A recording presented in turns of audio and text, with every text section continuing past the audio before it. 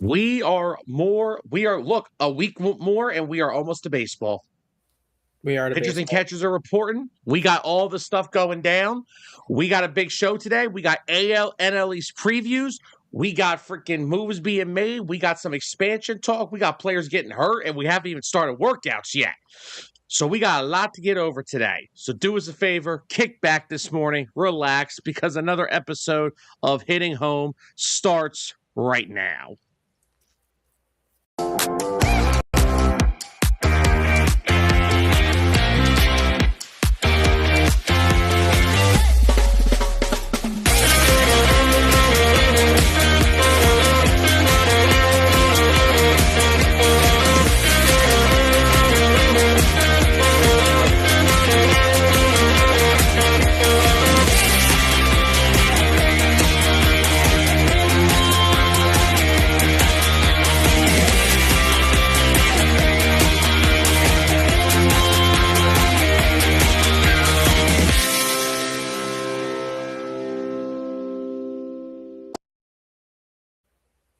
And welcome everybody back into another episode of Hitting Home, only here on 609 Sports Talk Radio, coming to you guys live this morning with a whole bunch of new baseball talk. We are a week closer to the season. So look, we got a lot going down today. We're going to get into some division previews this week. We're going to start off in the East. We're going to go with the AL East, the NL East, all that good stuff. Clearly, everyone wants me to just be miserable about talking about the Phillies even more than I was last week. So that's always a fun time. So we'll get into that. We'll talk AL East, Red Sox, Yankees, Orioles, all making some moves during the offseason. Some more impactful than others. And then there are some that just chose not to spend it all. We're going to get some MLB expansion talk today. But to start off the show, we are going to talk some moves that have been made in the past week. But as always, we are your hosts, Sam Nelson, Dustin Reese. Dustin, how are we on this? Well, for me, it's a warmer morning than I'm used to. I mean, it's warmer. Not quite warm, but this weekend it's going to be in the 50s. But, pitchers and catchers report today. High school baseball practice for us starts today. College baseball starts Friday. So, yeah, baseball is officially here. There's no more waiting. I don't care what people say. There's no more waiting. It's here. I mean, the pitchers and catchers, we got practices. We're ready to go. I don't even want to wait till March. You know what? Clear the snow off the fields. Let's get some space heaters out there. Let's get it going now. Who cares? We don't need no Florida and Arizona. We're good up here. Yeah.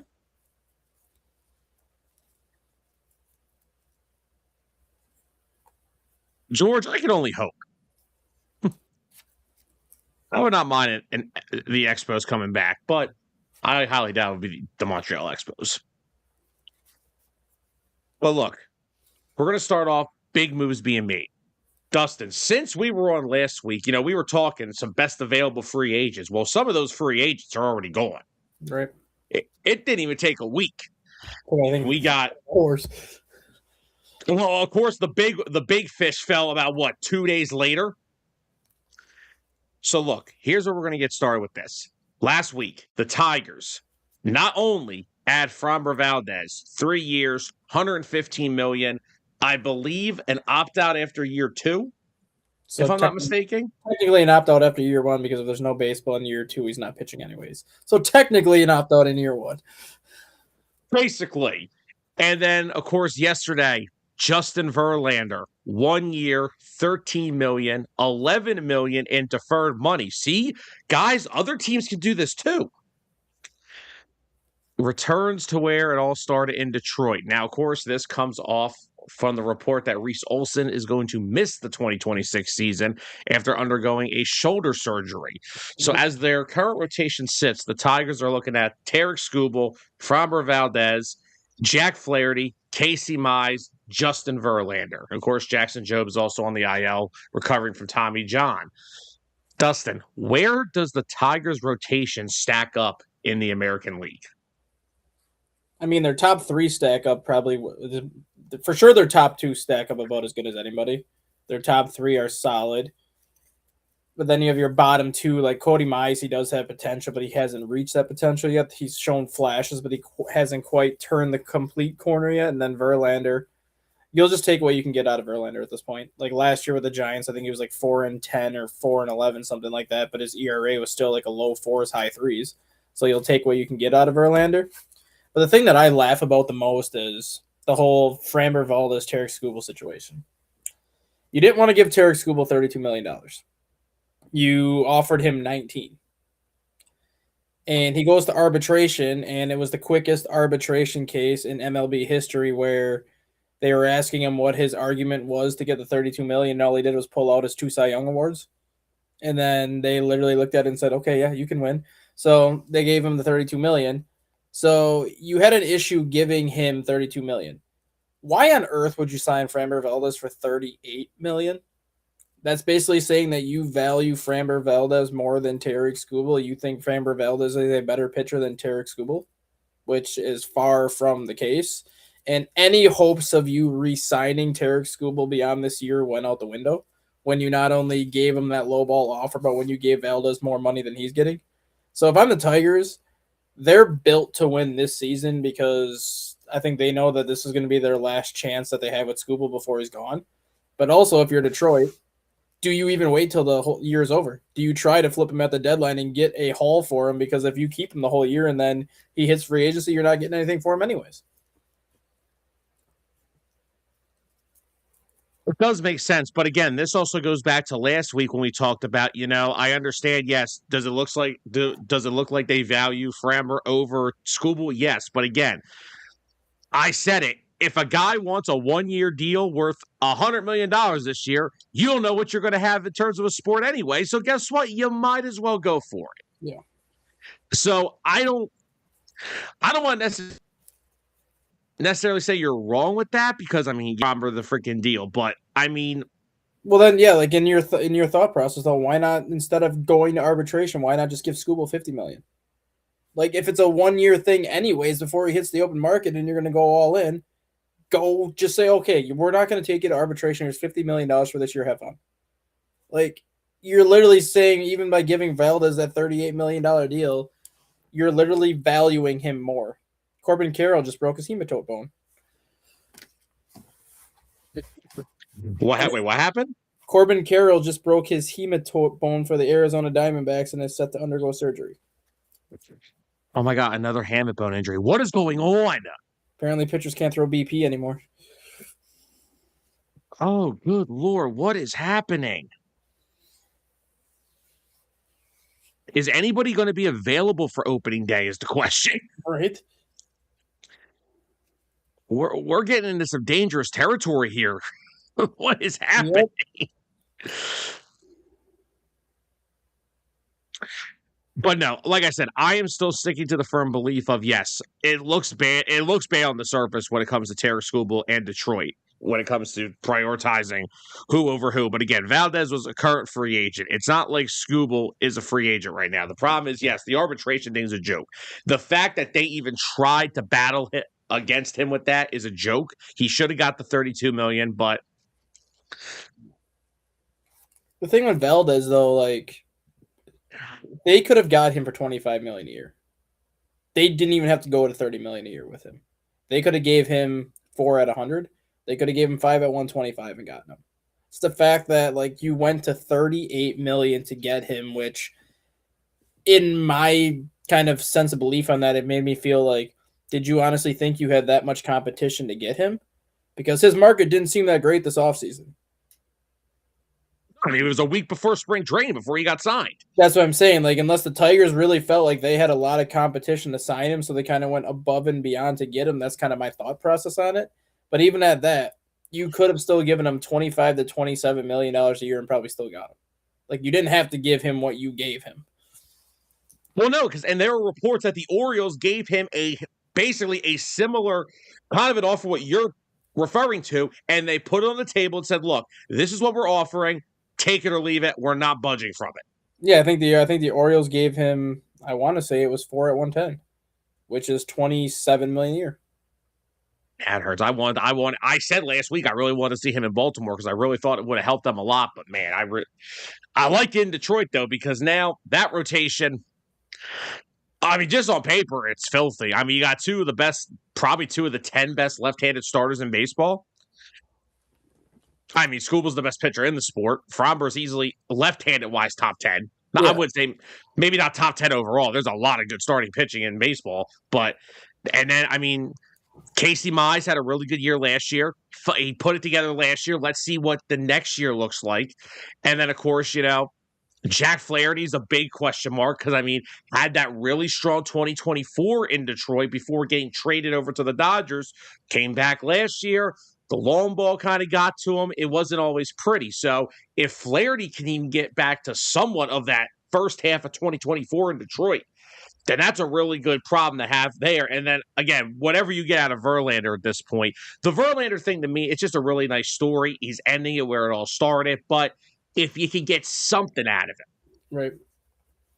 it's a plus. I mean, and you knew he was going to retire, I think, as a Tiger when everything was all said and done. So why not just sign the 1-year contract with Detroit? It's basically your farewell. I'm going to say it's probably his farewell tour this year. I don't see him pitching after this year. But now you just get one more year in Detroit to just kind of ride off into the sunset any way you see fit. And then when the season over, you retire as a Tiger just like you were planning on doing anyways.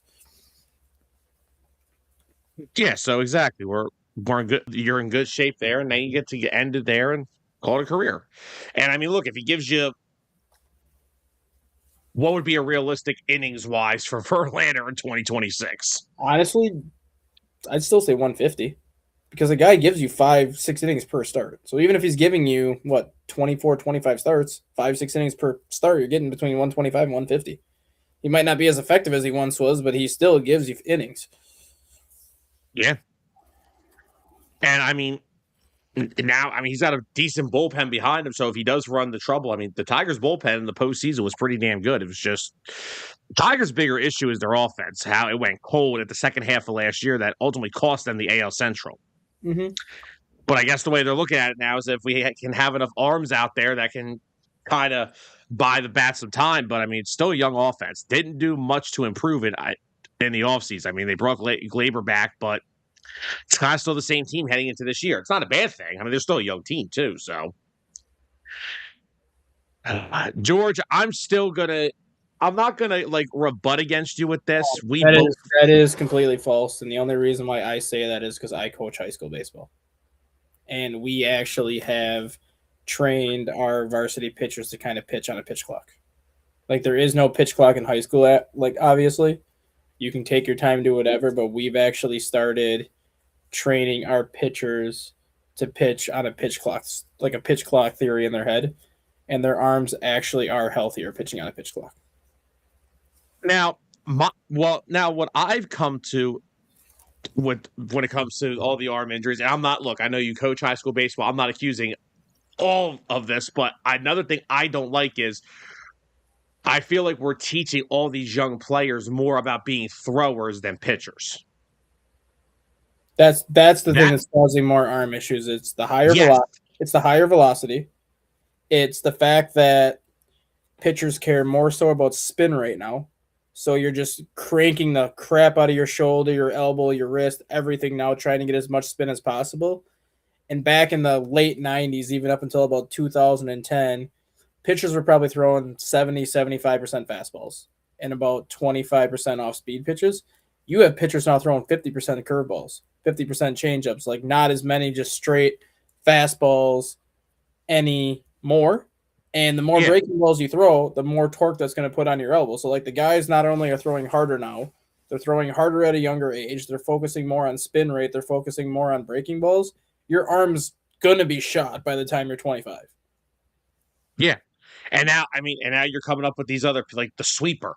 You got to have a lot of break on that thing for it to work. It's basically got to start if it's a right-handed hitter, it basically has to start at the hitter's hip and go all the way to the opposite batter's box. So that is another. I understand what me and George did a Hitting Home episode a long time ago, and he gave his opinion on this. And he thinks because you're speeding them up, not giving them enough time in between pitches. I get what he's saying. But the fact that we're teaching all these kids now that, hey, you have to throw 98 plus almost all the time by the time you're a big league pitcher, that is what is hurting the game when it comes to pitching. Because everybody cares about is velocity. I mean, guys, I went, and you were talking about, late 90s into 2010.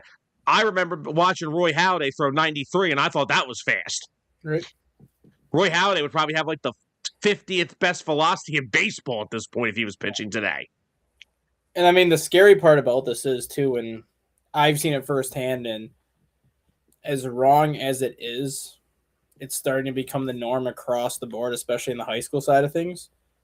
There are a lot of high school and college coaches that are recommending their pitchers get Tommy John now, even if they don't need it, because the likelihood of it happening in their 20s is so much higher now than what it once was. They're actually recommending anybody that starts to feel like any tightness on their elbow, whether it's like a painful tightness or just like a stiff elbow. A lot of high school coaches and college coaches are recommending the kids get Tommy John surgery right away, because not only does it restructure your elbow, but the stretches in the rehab you do after having that surgery teaches you to strengthen that elbow. It teaches you to do a lot of things you probably weren't doing pre-surgery. Yeah, exactly. And we're like I said, in my opinion, at every level, we are teaching too much of these kids to be throwers, not pitchers. And look, there are still great pitchers. Like, there are guys that do throw hard that pitch. Like, perfect example. Zach Wheeler's a pitcher. He can throw 98, don't get me wrong. But Zach Wheeler can pitch. Christopher Sanchez can pitch. Skeens can pitch. But some of these guys, it's throw 101, just see where it goes. Like, Mason Miller can pitch, but at the same time, he's also a thrower. Like, he just tries to throw at 104, 105 every time he's up there to see what happens. But then he's like, well, they won't swing at my fastball, so I'm going to just drop down and throw my slider now. And what about another one, Jake DeGrom? I think he's the perfect example. He's a good pitcher. He's also a thrower. And I'm sitting there watching a game. I think it was against the Phillies this past year. Because, it was, because the Phillies historically beat Jake DeGrom for the first time in my entire life. But he's out there and he throws like 6 innings, and it's got to be at least 10 pitches an inning. He's throwing 102. I'm like, the human, and George brought it up just here, the arm is not meant to do that. It was that, exactly, George, and that's the problem. We already said it wasn't normal for guys to throw 92 miles an hour. Like what Greg Maddux did. The arm is not built to do what he did, and he only threw about 92 to 93. Now you're asking these guys to throw 100 miles an hour, and you're asking starting pitchers to throw 100 miles an hour, what, 80 pitches to 90 a game?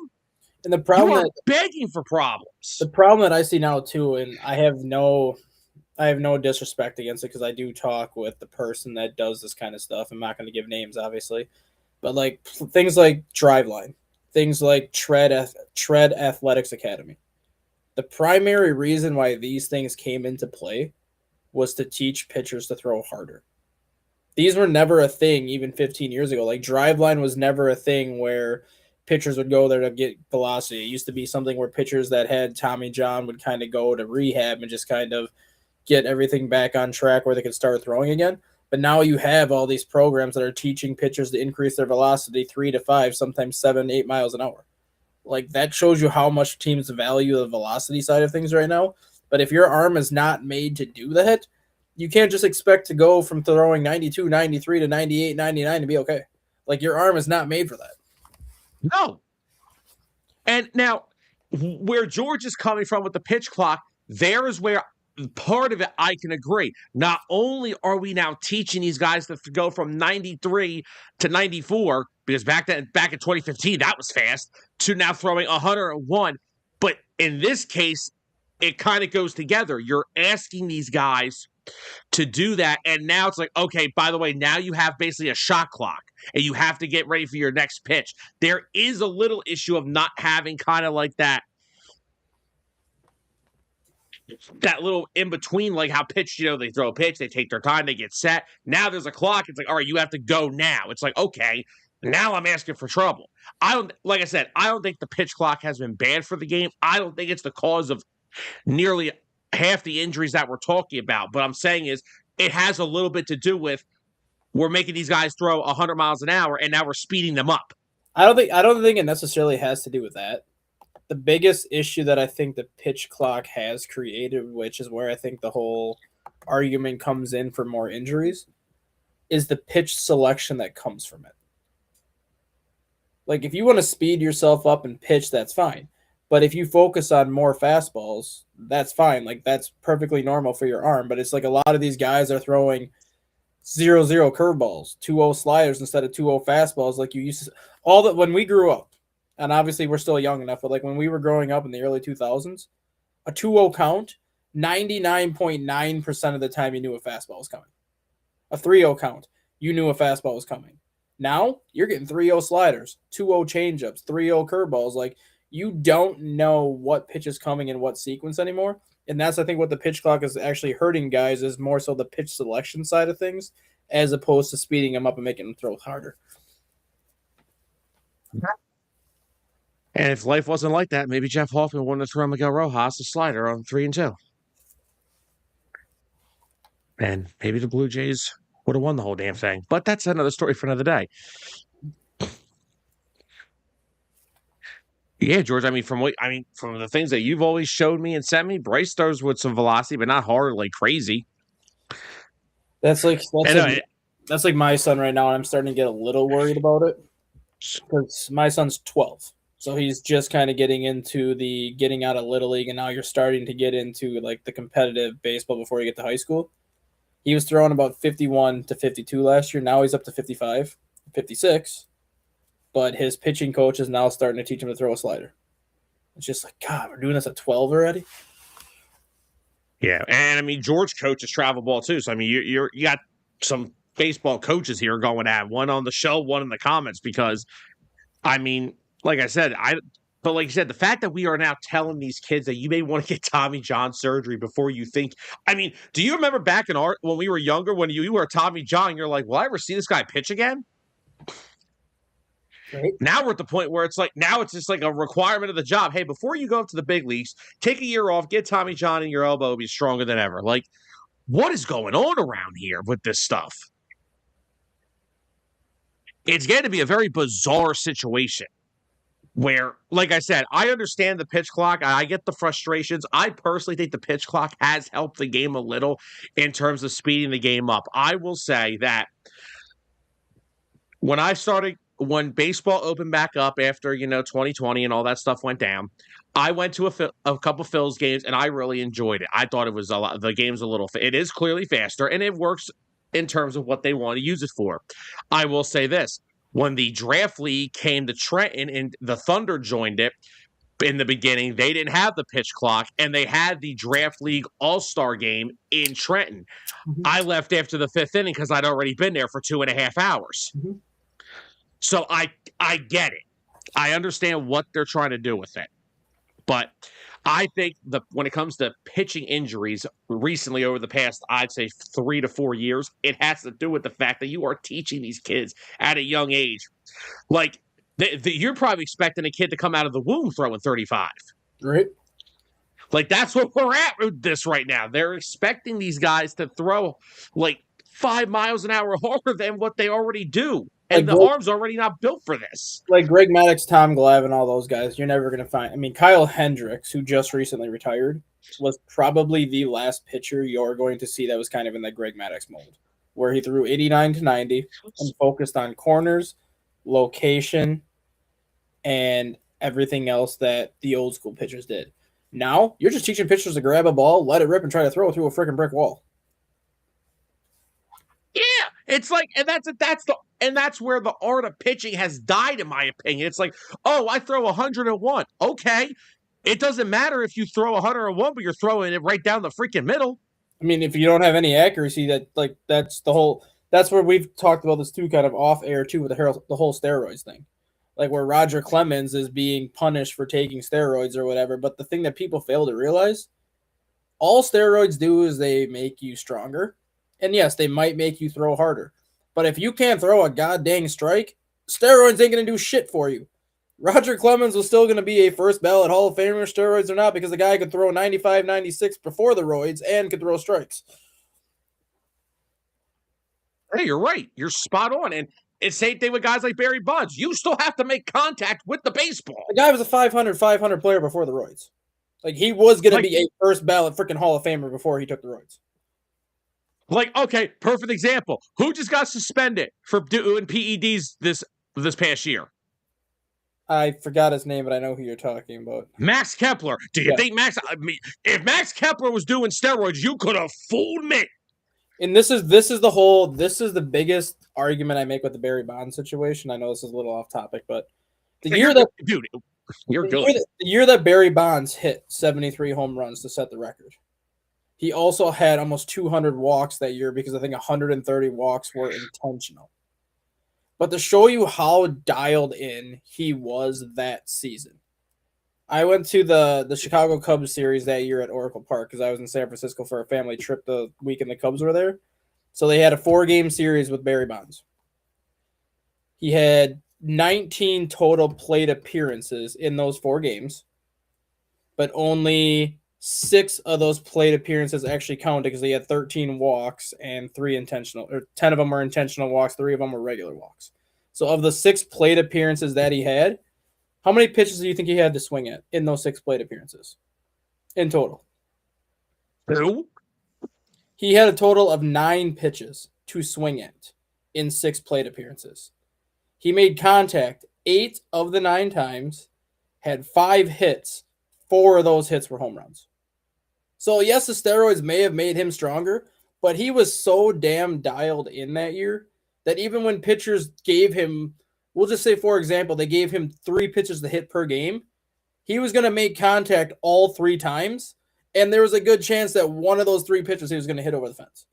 That just shows you how locked in he was that year. Steroids are not like the guy could not miss a freaking baseball that year. Yeah. It looked like a beach ball. It really did that year for him. It was, and it's ridiculous that we got to the point that we are penalizing these guys for all that stuff. Yeah, that comment that just came in, Pirates Barry Bonds alone was on pace to be a Hall of Famer because that's when he was a 300 guy already. And then he was stealing 40 bags a year. Like, the guy was a freaking monster. And then he goes to San Fran, everything happens. But still, like, come on, what are we doing? Again, they made the money. They had no issue making the money off these guys, but now it's like, oh, well, you can't be in our Hall of Fame. Okay. And none of it makes sense.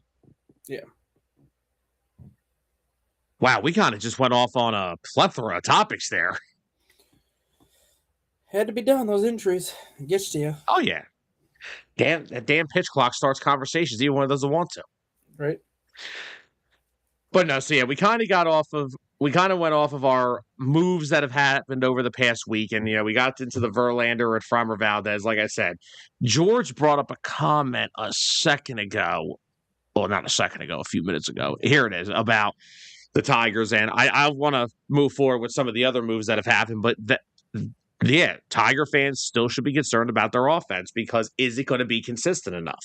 Do they have enough in that lineup that can consistently do it every day? Like some guys, like Glaber had a really good year, kind of struggled toward the end, but the entire offense in the second half kind of went cold. But Torkelson, is he still? I mean, he's probably still going to hit you 30 bombs. Yeah.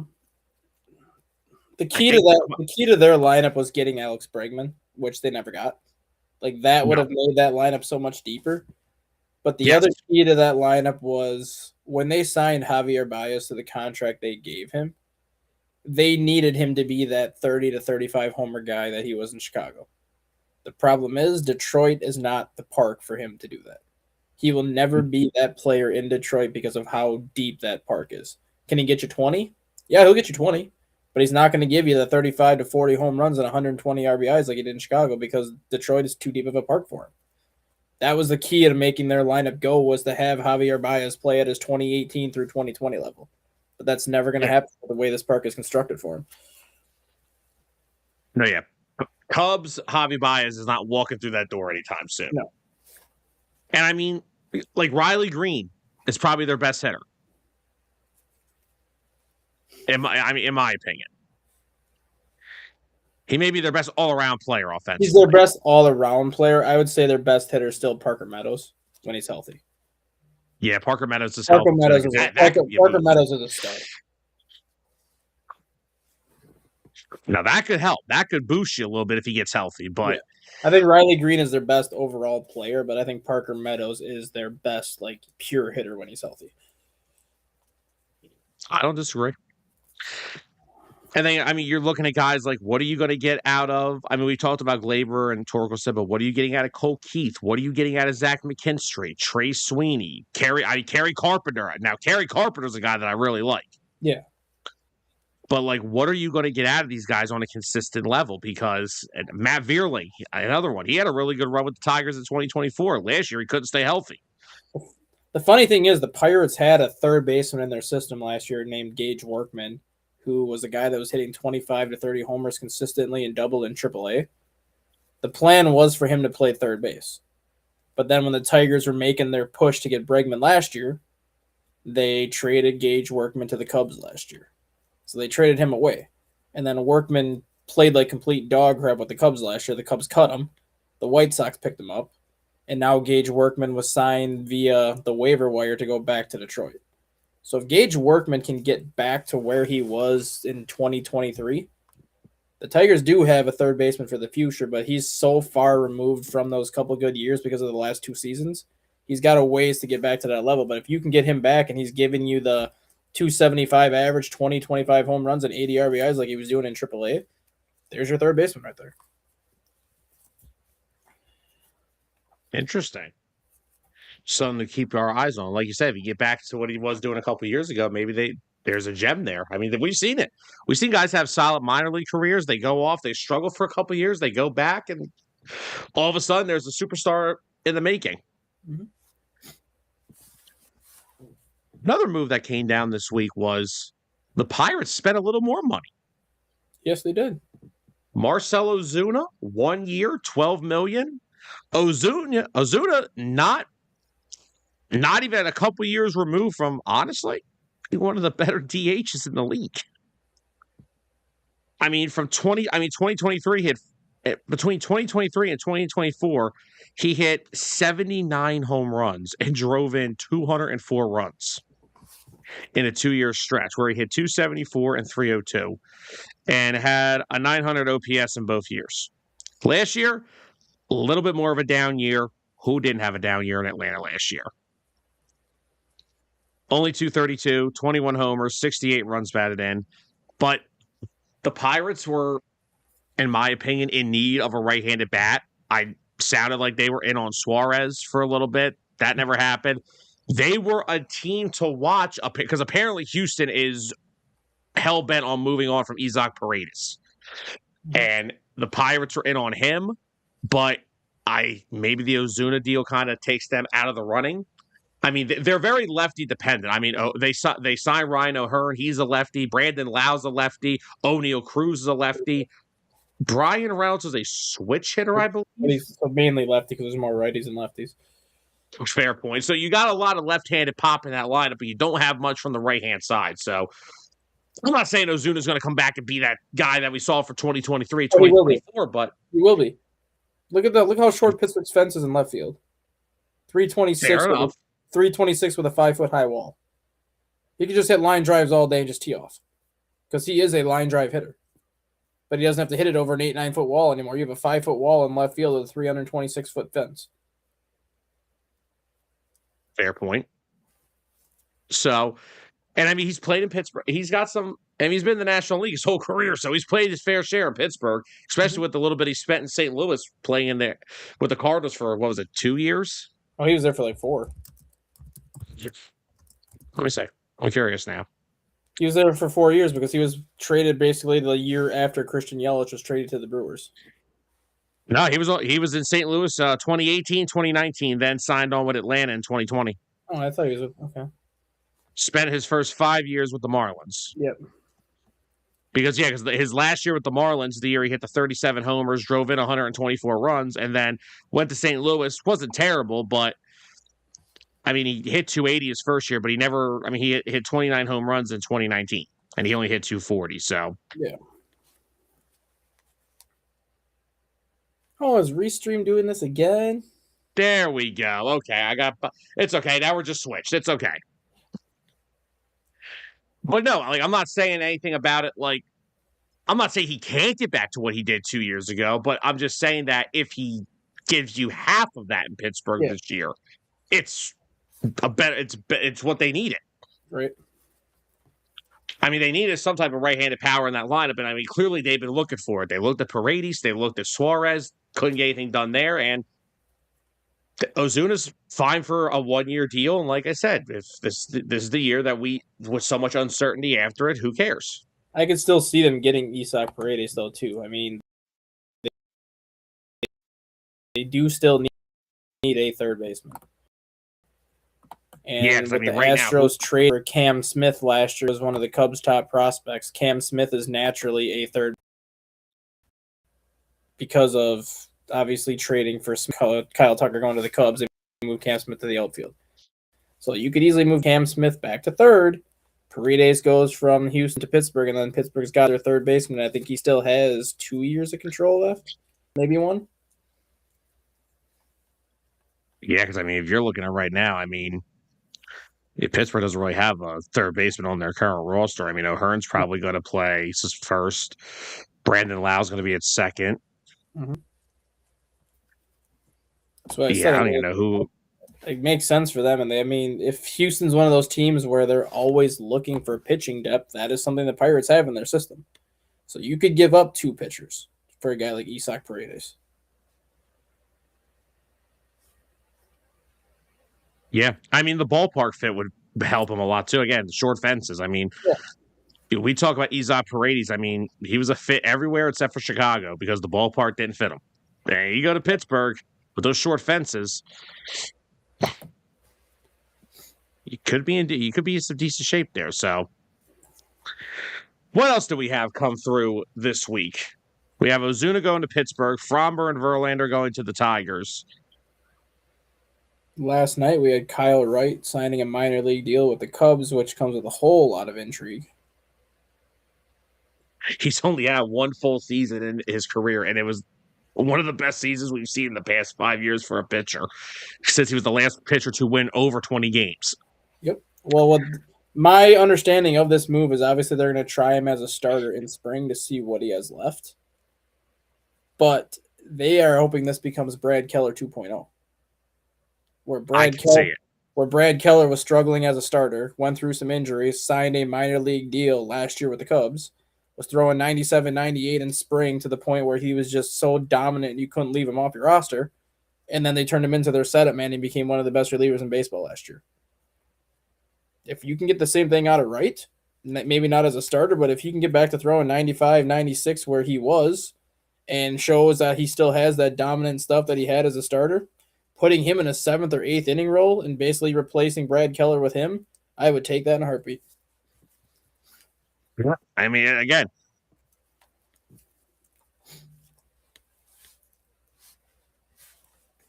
you got another guy who's been a starter, just like Keller was, but it could work. Some of these guys that they can't, I mean, like I said, Wright's had 1 full year as a starter, and it's been injury-riddled ever since. It was injury-riddled before that. But I mean, in his defense, though, his last 2 full minor league seasons, though, prior to him winning that 21 games in Atlanta that year, he went 23-11 with a 3.04 ERA in his last 2 full seasons in AAA. So even before that 21-game season with Atlanta, he was on quite a roll for 3 years. Yeah.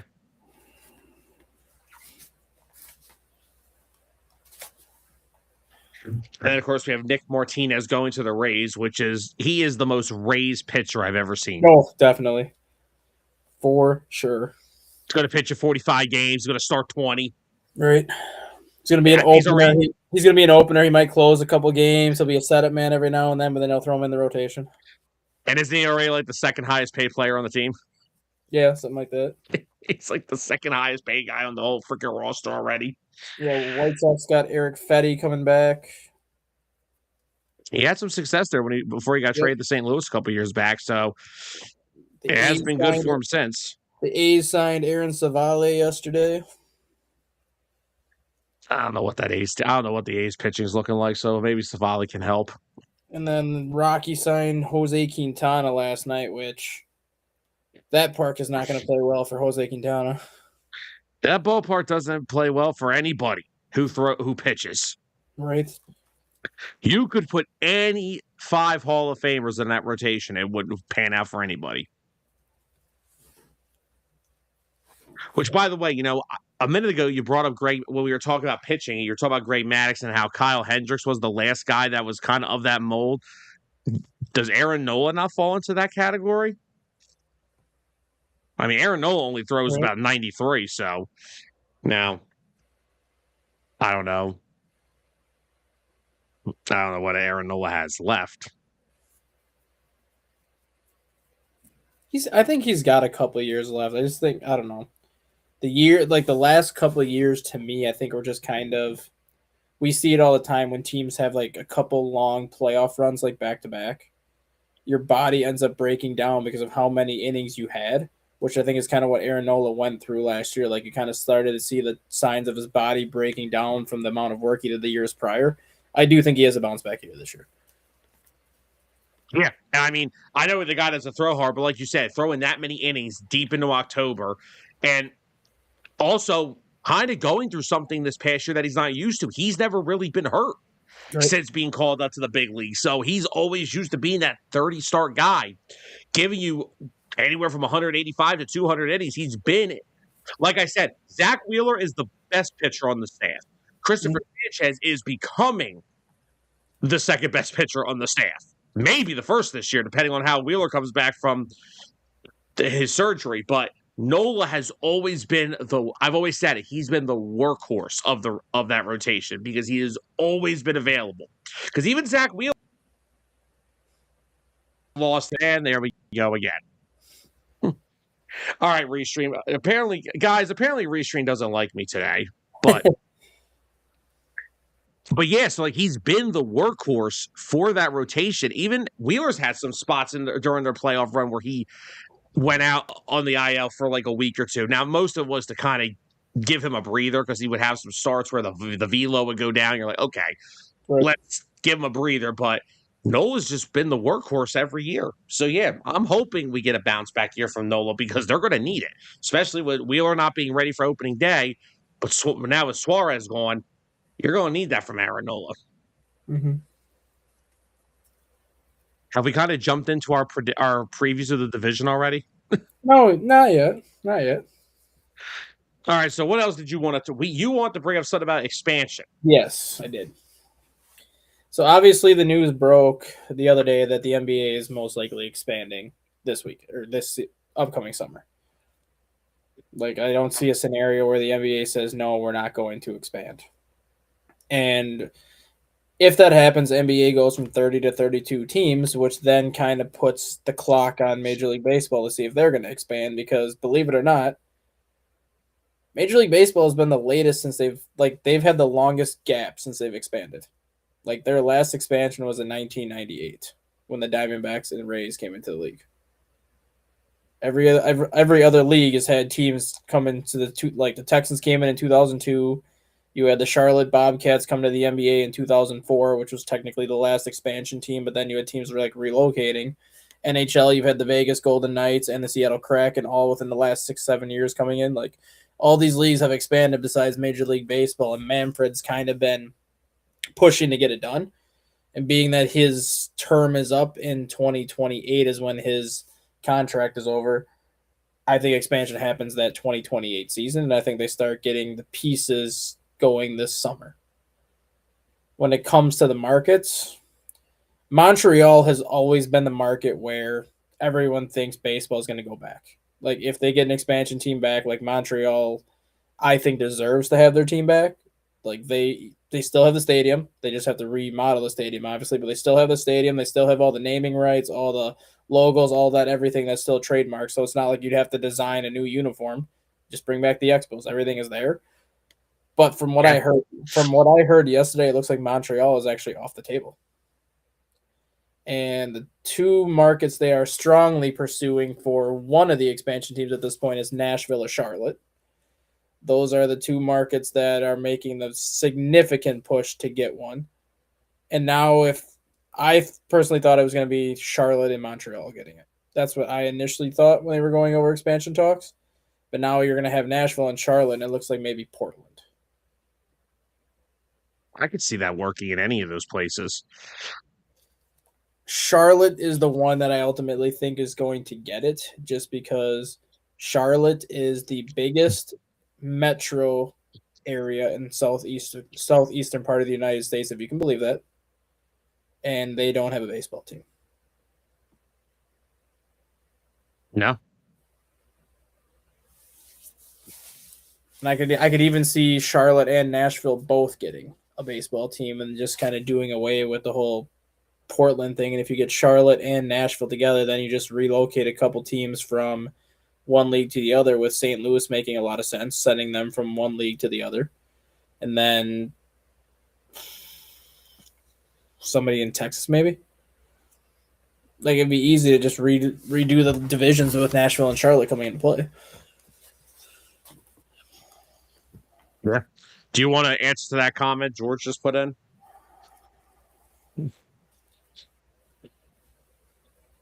What does he mean? Who would expand from more baseball team? That's why I'm at the ratings part, because I don't know how people are watching the NBA. Ratings. They actually said ratings were higher last year than they have been, and I think the pitch clock is kind of what has brought in the ratings up a little bit because of what you said. Baseball is becoming such a time-consuming game where you'd have to sit down for 4 hours to watch a game.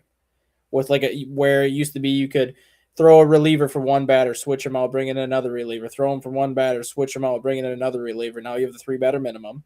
Like, you never used to have the pitch count, so there was sometimes 90 seconds between pitches, depending on like how much the pitcher wanted to stare at the batter to make the batter either call time or whatever. But now that the game is sped up, I think they said the average time frame on a game now is about 2:30. Yeah. So like now the games are getting shorter, and like people have a better attention span to pay attention for 2 hours and 30 minutes as opposed to 4 hours. Like they said, the ratings last year were the highest they've been since 2019. So the ratings are going back up. But when it comes to expansion teams, very seldom do you ever have a league say they don't want it, because with expansion teams comes increased revenue for each team. With expansion teams comes the expansion cost to have a team, but then the rest of the league gets that money divided out evenly. So if it costs, we'll just say $800 million to bring in an expansion team, you bring in two, you're at $1.6 billion for two expansion teams. That $1.6 billion gets divided evenly between the other 30 teams. So it's not like they're going to say no to free money. No. And then you create opportunities for more players to get drafted, a minimum of 80 players because you have 20 rounds, and you're going to have 2 players per round. So a minimum of 80 more players get drafted. You're creating 8 more minor league teams, which gives more players opportunities. And then when it comes to expansion drafts, you're giving more of these players who might be borderline AAA major league players, which is where you kind of get that 4A label, where you're too good to be in AAA, but you're not quite good enough to be an everyday player in the major leagues, whether it's because you're blocked by somebody or you just can't produce like you did in the minors. You're giving all these 4A players an opportunity to now sign with these expansion teams and prove themselves. Exactly. You're creating opportunity more than you're hurt. And again, you're getting more cities a chance to see Major League Baseball, which.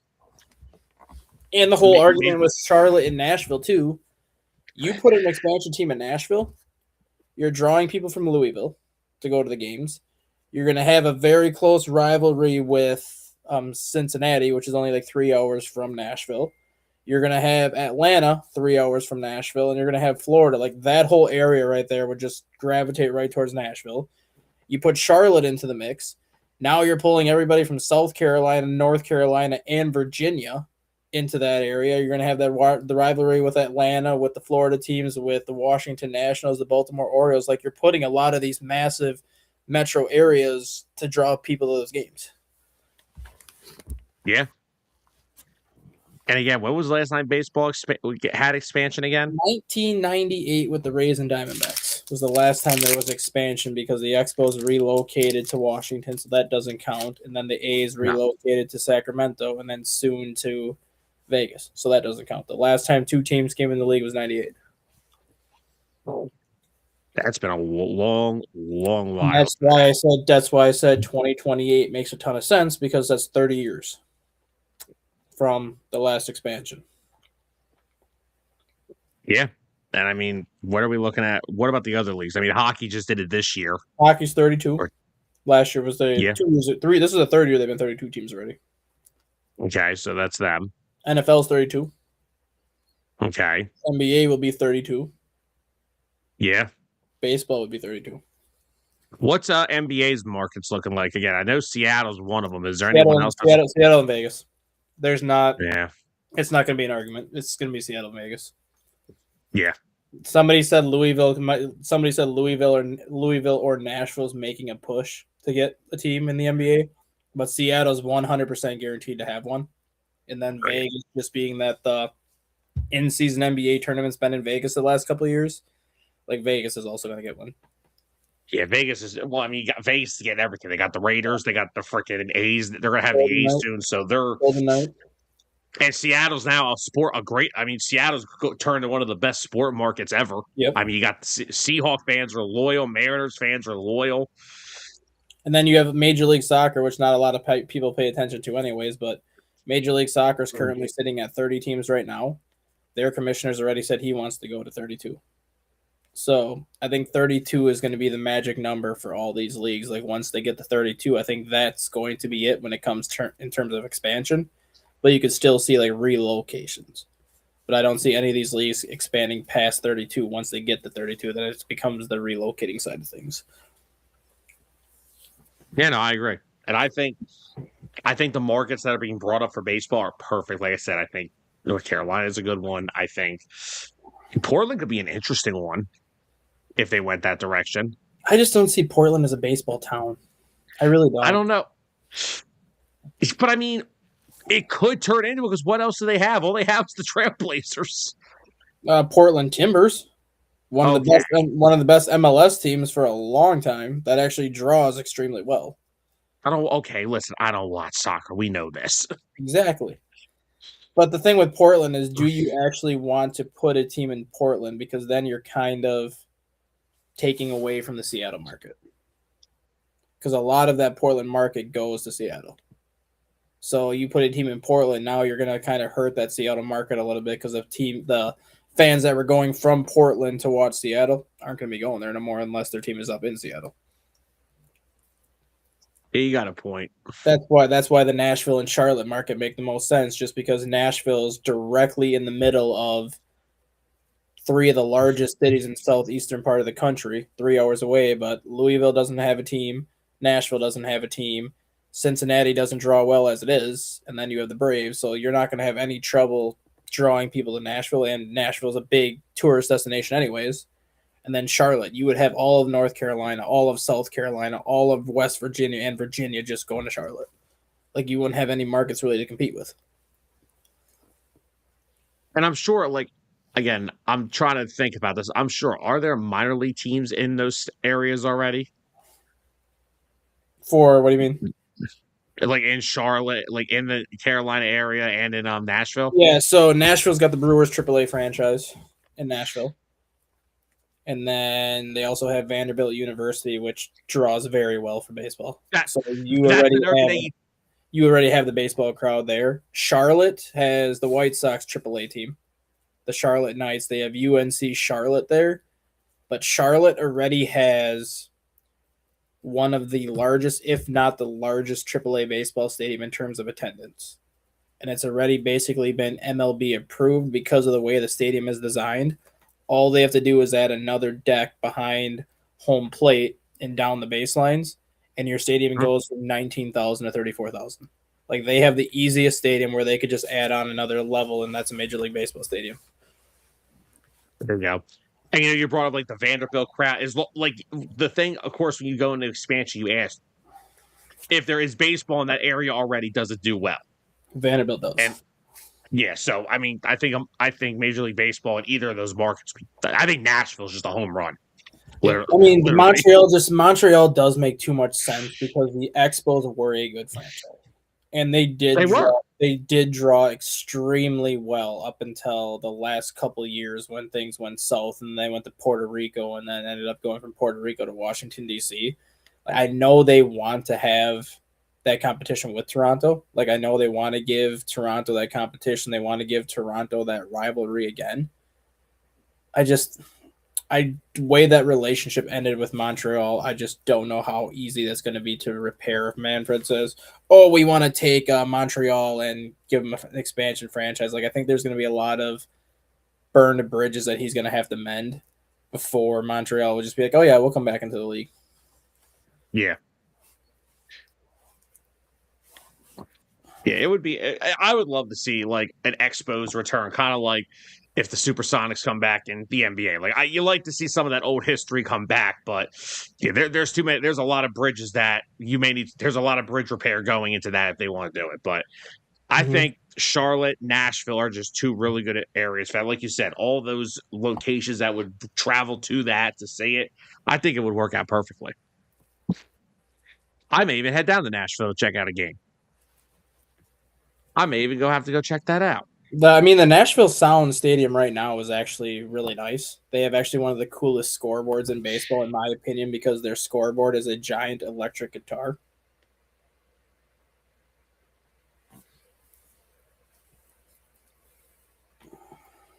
George said a big issue is no these major leagues are paying attention to the Dakotas or Idaho, where there are a lot of other Americans rooting for teams that are not theirs. That's actually not true. And George, you'll find this out in a couple of weeks when we have one of our first guests on the show. But one of the independent leagues, the Pioneer League, 70% of the teams in the Pioneer League are from Montana or the Dakotas. And they draw extremely well for attendance. Like these stadiums are 6,500 people fit in these stadiums. So they're not massive stadiums, but they're averaging almost 6,000 people per game in a 6,500 person stadium. Like they are drawing better than a lot of the minor league teams do in the Montanas and in the Dakotas. Like they like their baseball in those areas. The problem is, and this is not just with Major League Baseball, but it's with every sport apart from Green Bay for the Packers. When you're putting an expansion team into a league, you're not going to put it in like a non-metro area. So you're not going to put an expansion team in Idaho where your biggest city is 270,000 people in Boise. You're not going to put a team in Montana where you don't have a single city over 200,000 people. You're not going to go to the Dakotas where the largest city combined between North and South Dakota, I think, is like 220,000 people in Sioux Falls. Plus the weather in North Dakota is shit half the time. Yeah. Like those states like their baseball. Like all four of the Major League Baseball partner leagues have an independent team, whether it's in Montana, North Dakota, or South Dakota. Like they have teams. The teams are successful. The teams draw well. But having an independently owned baseball team in a small market is different than having a major league team in a small market because you need to be able to sustain, obviously, your team. Tampa Bay is the smallest market in Major League Baseball from a population side of things, and they're still 460,000 people. Like, they're still bigger than any of these other cities that they would get in the Montanas or the Dakotas. Yeah. I'm trying to think if there's anywhere else I could think of possibly one day of an expansion team. Salt Lake was another one they mentioned out west. But again, Salt Lake is, again, 380,000 people, where right now you have the Utah Jazz and the Utah Mammoth as your main teams, and then you have Real Salt Lake for the MLS, so they don't even have a football team in Utah. So can you really feasibly sustain a team in Utah knowing that your two biggest rivals are going to be the Colorado Rockies, who suck, and the Arizona Diamondbacks, which would curb stomp your team in Utah for the first 4 or 5 years in existence? And then obviously you're going to have the California teams. So does that make sense to kill that market right away, knowing that you're going to have terrible rivals and the teams you're going to face more often than not are going to be the Padres, the Dodgers, the Giants, and teams that are just going to destroy you? Yeah, you make a point. You make a great point in all that.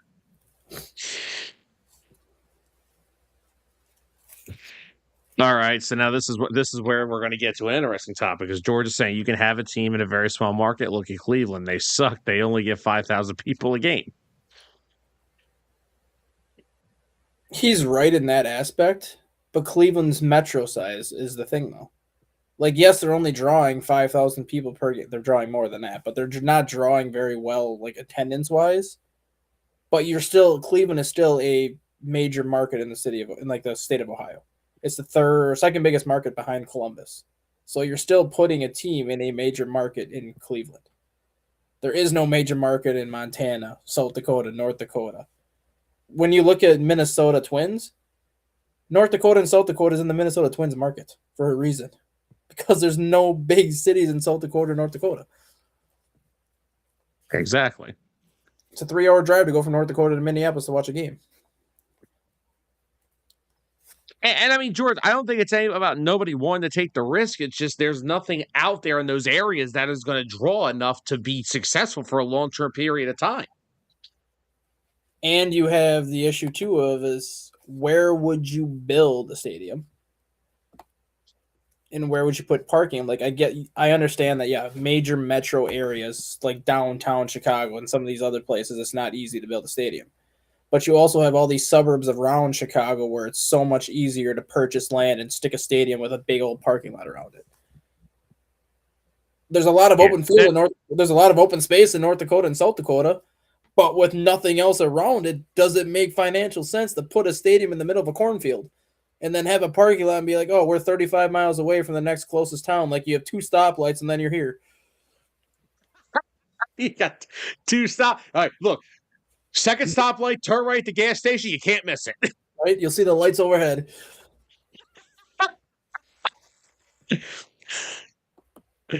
Oh my gosh. Well, no, and like that's like places like in South Philadelphia. I mean, we got it all. We have the entire complex to our sports teams, and then you got the greedy Sixers trying to get an arena built in the middle of Center City, which would become the big. Now, look, I don't frequently go to Center City, Philadelphia. I don't hate myself enough to do it. But like when my buddy and I sometimes want to take a different route to the ballpark, we'll go down I-95, we'll cut through like right on we're on the edge of the city. I don't even like dealing with that traffic. If you put an arena in Center City, Philadelphia, you'll actually you may create more jobs. You may need 80 more police officers on the force so they can just direct all this crap. Because but even then, like the Philly Sports Complex, they're undergoing a big renovation soon. And I mean, there's reports that the Eagles are trying to get a new stadium built. I mean, the link is nice. We like it, but it's nothing special about it. It ain't SoFi. It ain't stuff like that. So I don't know what Jeffrey Lurie's planning with it, but not every city has that where you can have a complex of your 3 major sports stadiums. Mm-hmm.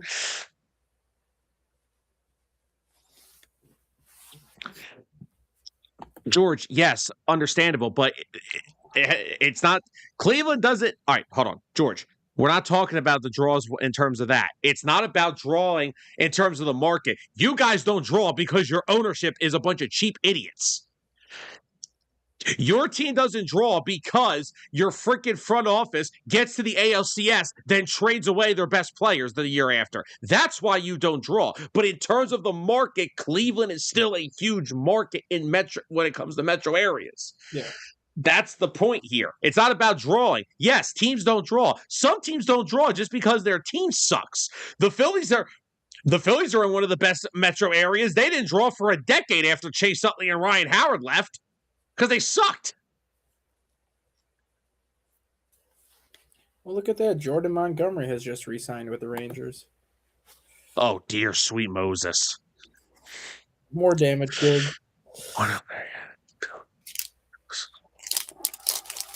Here's on the California coast. Well, and again, George. Oh, God. There's the all-time comment of the day. Remember, if you build it, they will. You know what? Hell, he may have a point. No, he does. He does have a point. But the other aspect you have to take in this, and I'll use the Dakotas as the same example here. Putting a baseball stadium in North Dakota is a lot more work than that. It's not only a stadium. It's securing a TV deal. Is there a broadcast company big enough in North Dakota that wants to fund that TV deal? Or are you going to have to go from outside to like Sinclair or some of these other places? But what else comes with building a stadium, realistically? A lot. Well, hotels. Like, do you honestly think North Dakota or South Dakota is going to want all these massive hotels put up in that area? It's not a big touristy destination unless you're going to the Black Hills. Like there's not a lot of things to do in the Dakotas where it warrants having hotels for tourism. So that's kind of where their like whole putting a team in the Dakotas wouldn't work, because you're going to be spending money on all these hotels to get people to show up for what, 3 months out of the year? Because then once baseball season's over, they ain't going to be using those hotels in the middle of winter when it's negative 50 out every day. I mean, guys, do we watch what land development does? Do you ever watch Yellowstone? You ever watch Landman, for God's sakes? Well, I love that show. Show's amazing. But that's a point, though. Like, now, look, I know there are shows that they go beyond things, but in terms of like land development and bringing stuff like that to those types of places, that's the kind of stuff that actually happens. Yeah. Now, don't get me wrong, we don't have an owner of the biggest ranch in the freaking made-up world going for freaking governor, but you get my point. But back to, like I said, some of these teams now, it's not that they don't draw because of their area. They don't draw because the team sucks sometimes. Mm-hmm. So. Yeah, but Pontiac and Auburn Hills are still a suburb of Detroit, though. It's not like they're moving like across state for hours. They're moving like 25 minutes away from Pontiac and like 20 minutes away from Auburn Hills, just getting out of the suburbs. But 90% of the attendance came from the Detroit area anyways, just driving over there. Look, don't get me started about these teams that play and don't play what their actual team name is, okay? Don't get me started with that. We got a team called the Washington Commanders that play in Landover. Landover, Maryland. We got the freaking Dallas Cowboys playing in Arlington. The two New York teams play in New Jersey. The Washington Commanders' new stadium is being built in Virginia. So they're even going further away than where they are.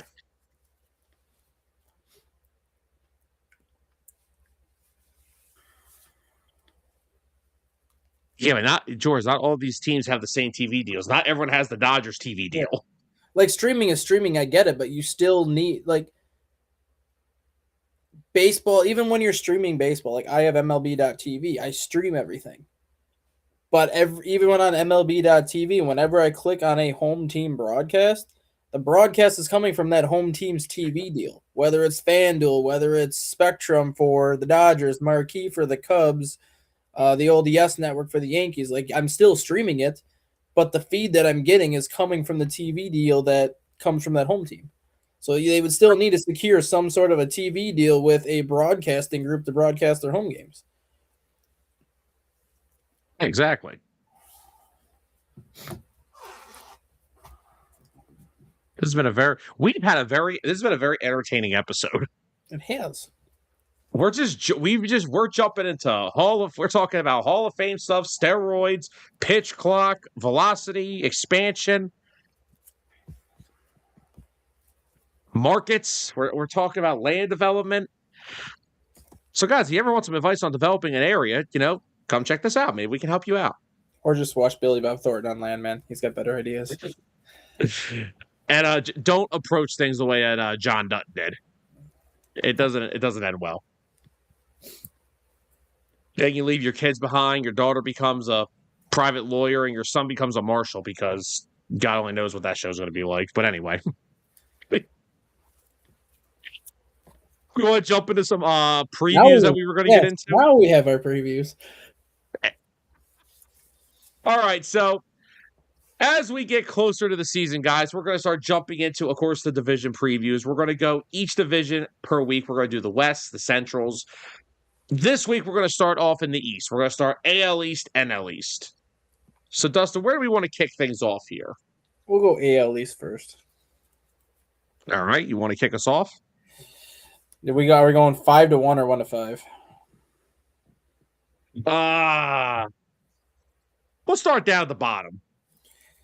The AL East is an interesting division because theoretically, I think any one of these teams can have a breakout year.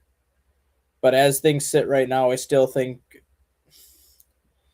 Baltimore is the worst team in that division, as hard as that is to believe when you look at their talent, because pitching is what wins championships, and the Orioles' biggest question mark right now is pitching. And when you're in a division with the Blue Jays, the Yankees, the Red Sox, and some of the hitters that you're seeing in the AL East, if you don't have pitching to keep you in games, you're going to put yourself in a deep hole to get out of. Yeah, I mean, look, they're going to hit. I think that's a guarantee. I mean, how do you not hit in that ballpark? Yeah. I mean, I think Alonso and Ward are going to be excellent additions to that lineup. I think they're going to hit. I mean, the Jackson Holiday injury really hurts, but you still have the guys they brought in. They still have Gunnar Henderson. They still have a bunch of guys in that lineup that can hit. Mm-hmm. But you're right. I mean, like I said last week, Shane Baz, I think you're hoping he still can show you the potential of that big arm that he had before Tommy John. But last year, it wasn't great. And I kind of ask myself this, right?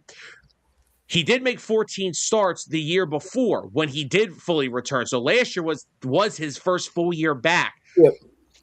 But a lot of questions I have with him last year, was it the ballpark that they're playing in? And if that's the case, Baltimore's it's not pitcher friendly. We know this. No, it's not. It's far from it. And I mean, guys, like their whole rotation is a question mark. Like there are guys that when they're healthy, they can give you innings, but what are you getting? Right. That's why I still think a guy, now that Framber's gone, I mean, I'm sorry, if I was Baltimore, I would have had Zach Gallen on the phone 10 seconds after I found out Framber was going to Detroit.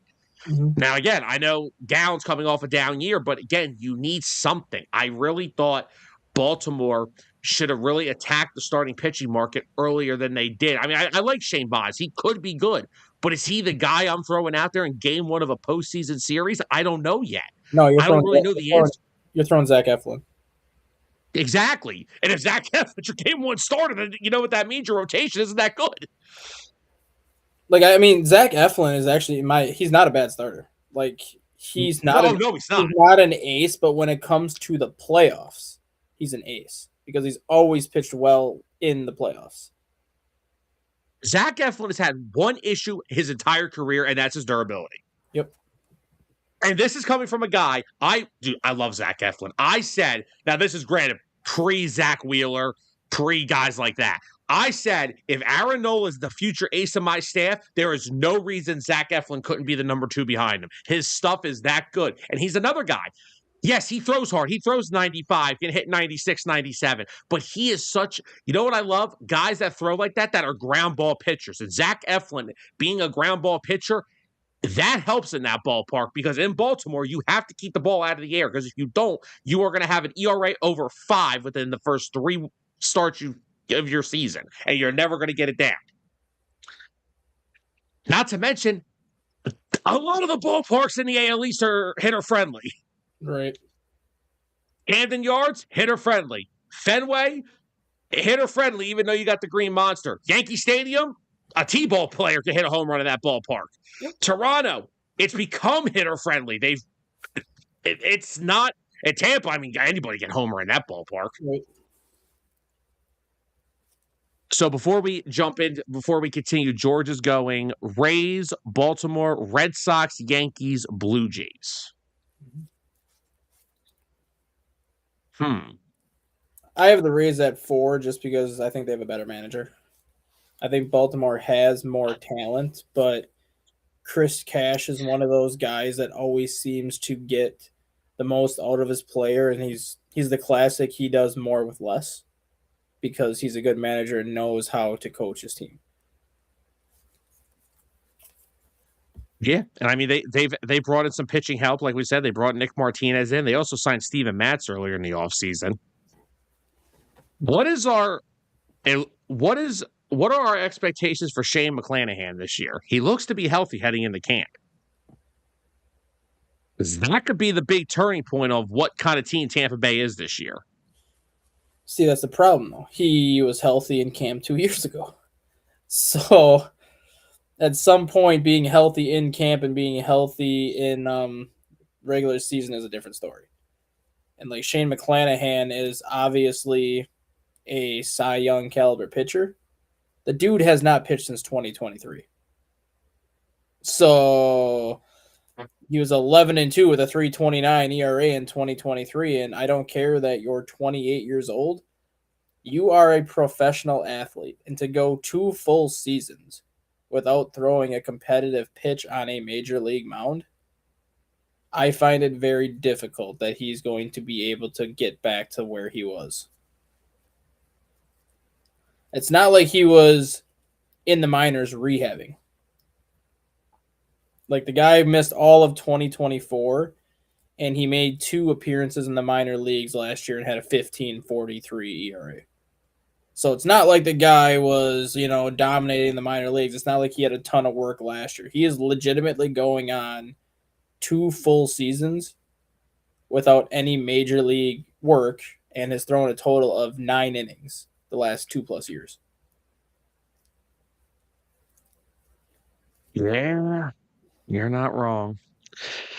And of course, Tampa still has one of my favorite players in a Junior Caminero, who is just a stud. What you just said about Shane McClanahan is the same argument I can make with Kyle Wright with the Cubs, because neither one of them have been in the majors since 2023. Kyle Wright had his breakout year in 2022. McClanahan had his breakout year in 2023. They both got hurt after the 2023 season. The only difference is Kyle Wright has made 14 appearances in the minor leagues last year. So at least he's closer to getting back to health than what McClanahan was last year. Yeah. And again, what you said with Kyle Wright, the rate, it's probably McClanahan's, they're probably still hoping he could be that starting pitcher. Kyle Wright may just become another Brad Keller, and it wouldn't be a bad thing. No, it wouldn't be. I don't know. Baltimore and Tampa are weird because, like, Tampa, they still have, like we said, they have talent. They have Junior Caminero. They have Jonathan Aranda at first base. They have Yandy Diaz, who, by the way, is somehow 34 and hits 290 every year. Okay.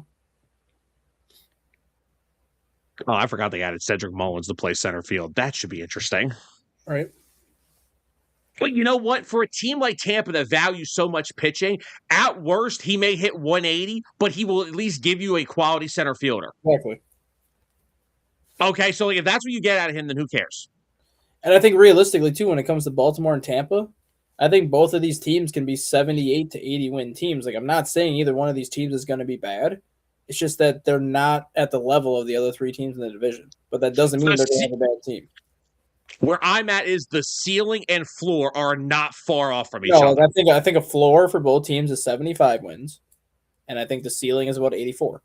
Anywhere in between there is probably where they land. But when the rest of the division is as good as it is, and you got to play 40 games against the Red Sox, Blue Jays, and Yankees, I mean, you go 17 and 23, you're already losing 6 games in the standing. So even if you finish at 83 wins, 4 more wins, you're at 87. Like, that was 6-game swing can be huge. It could be.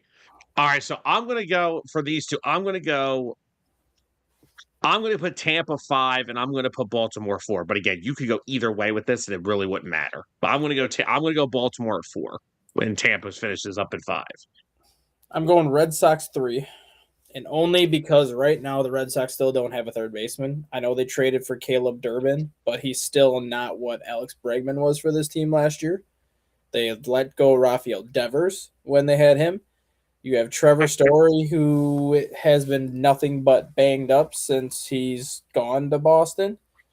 But the thing with Boston that scares the hell out of me, and I think it's going to scare a lot of teams, Garrett Crochet, Robert Suarez, Ranger Suarez and Sonny Gray in the top 3, followed by Cutter Crawford at number 4.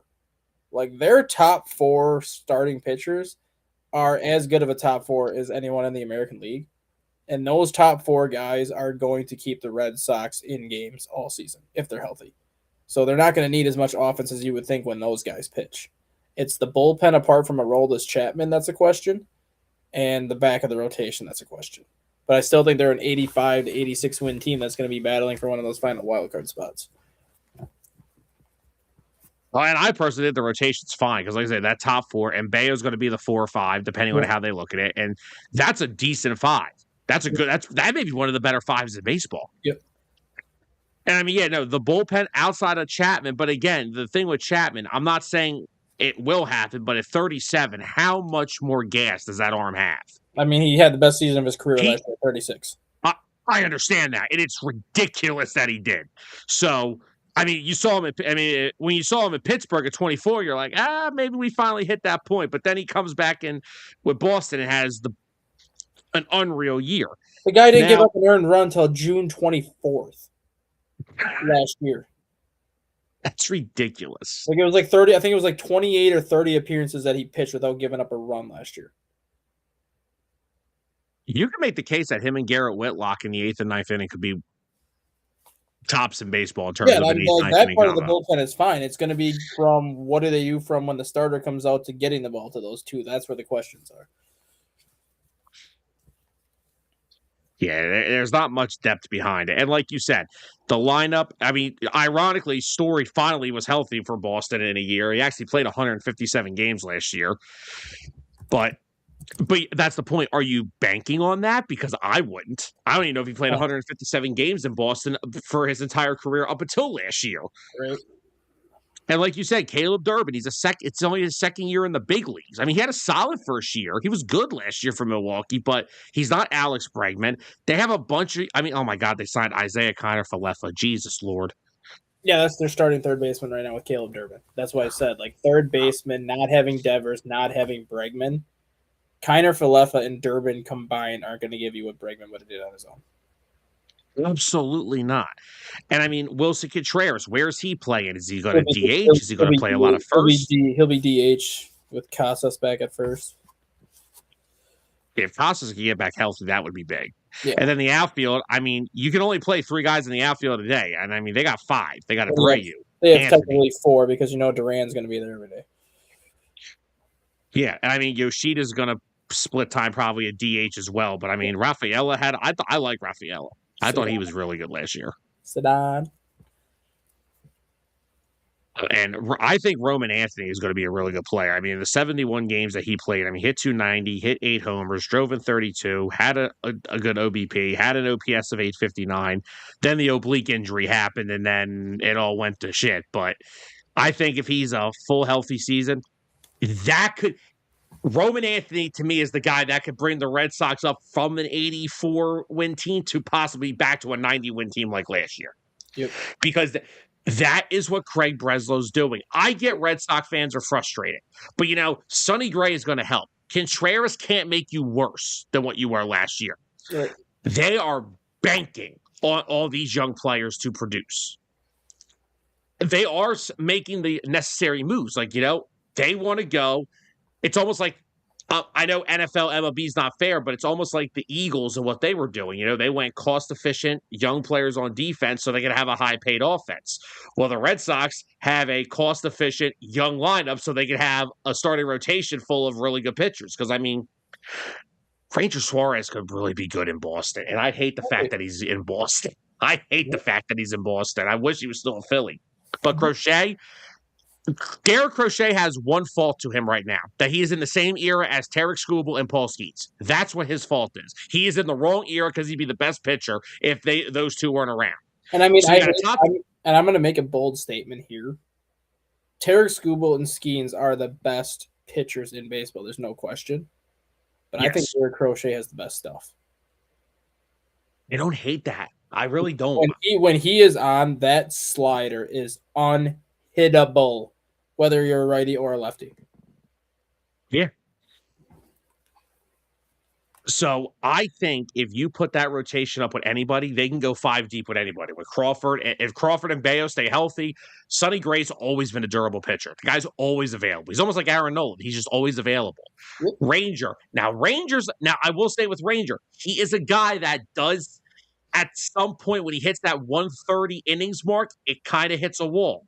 So he's another guy that a phantom IL stint may happen here or there, but they have guys still outside of those 5. They still have Patrick Sandoval, who they signed last year, who's now fully recovered from Tommy John. He could be a rotation option if someone goes down.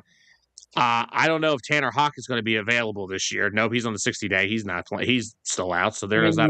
You also have the possibility that they bring Lucas Giolito back on a 1-year deal. He was with them last year. You could even bring Walker Buehler back. He was with them on a 1-year deal. Like those two guys on 1-year deals to anchor your rotation while you wait for some guys to come back or they fill in for injuries. There's far worse options. But here's another guy that they also brought in, and that is Johan Oviedo, who used to be with the Pirates. I went to Pittsburgh. Now, last year he only pitched 9 games because he ended up having, I believe he had elbow surgery. But before that, in the 9 games he pitched, he was 2-1 with a 3.57. The year prior, he started 32 games in 2023 with Pittsburgh, 9-14, 4.31 ERA. Yep. I will tell you this.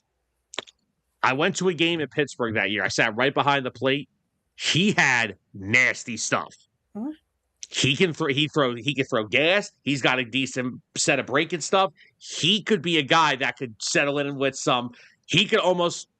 I feel like they could use him almost in like a Nick Martinez type role. He could start games for you and give you 4 to 5 innings. He could come out of the bullpen, maybe being a 1-inning guy that could throw hard to maybe help out the back end with Chapman and Whitlock. Oviedo could be a really key piece to the Red Sox this year. You know what I just thought of kind of when you just said that? You look at how bad the White Sox are right now.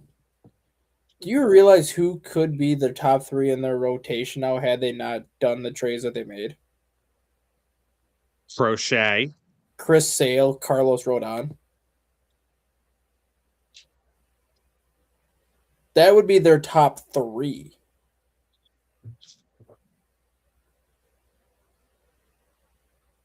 We're sorry, White Sox fans. Like that would be a top 3 that you could put up against anybody. Without a doubt. That could win you postseason series for years. Yeah.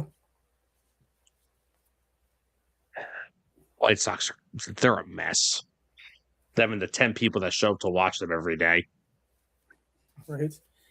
I think our number 2 and number 1 teams are going to differ. Who do you have as number 2? Who do you have at number 2? I have the Blue Jays at number 2 right now. Okay, yep, we're definitely.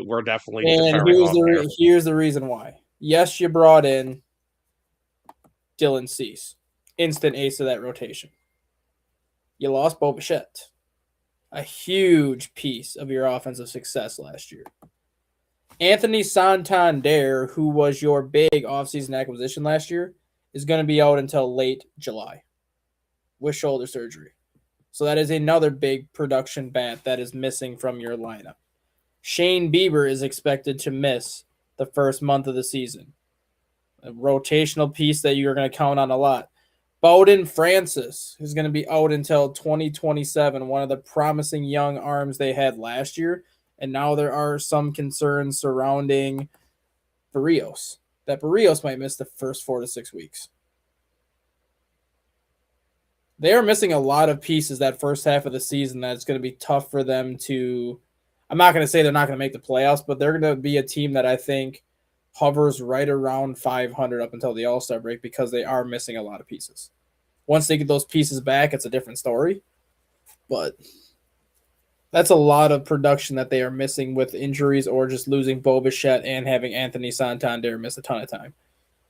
Because at that point, you don't have to pitch to Vlad. Because he has no protection. Yeah, I was like, who's protecting him? I mean, they got the guy that Kazuma from Japan to play third base, but until we see what he can do on the major league stage, he's not going to be considered a threat right now. If he shows that he's a 25 homer guy like he did in Japan, that's a different story. But up until we see that, George Springer and Vlad Guerrero are really your only offensive threats right now. And with no protection.